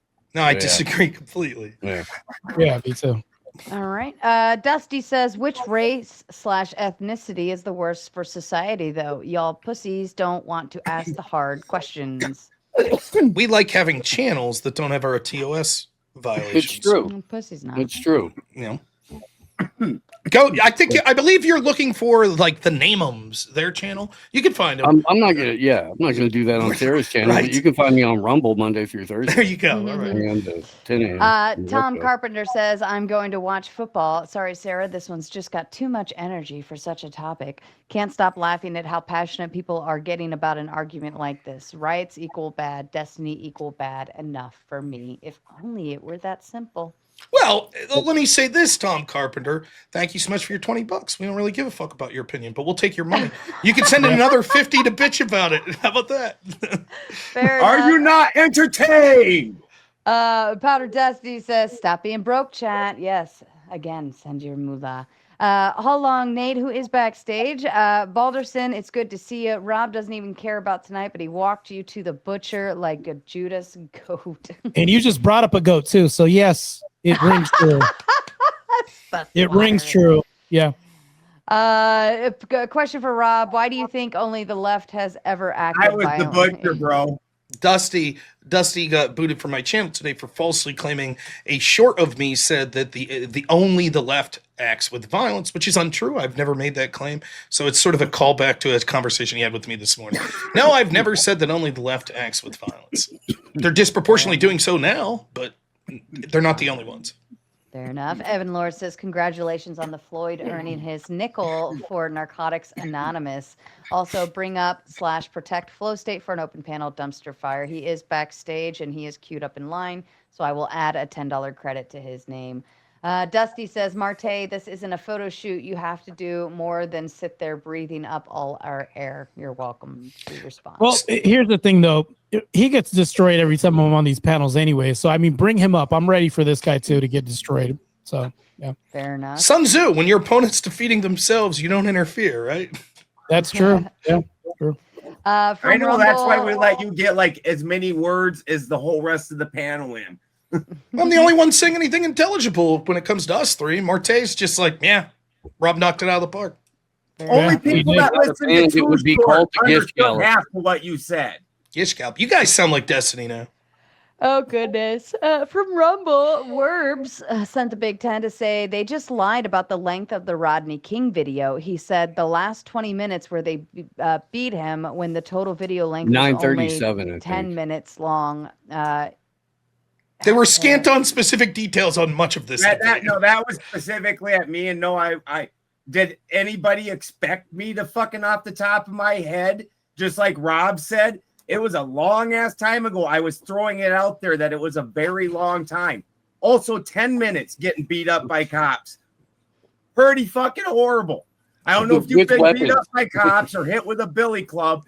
It's not great.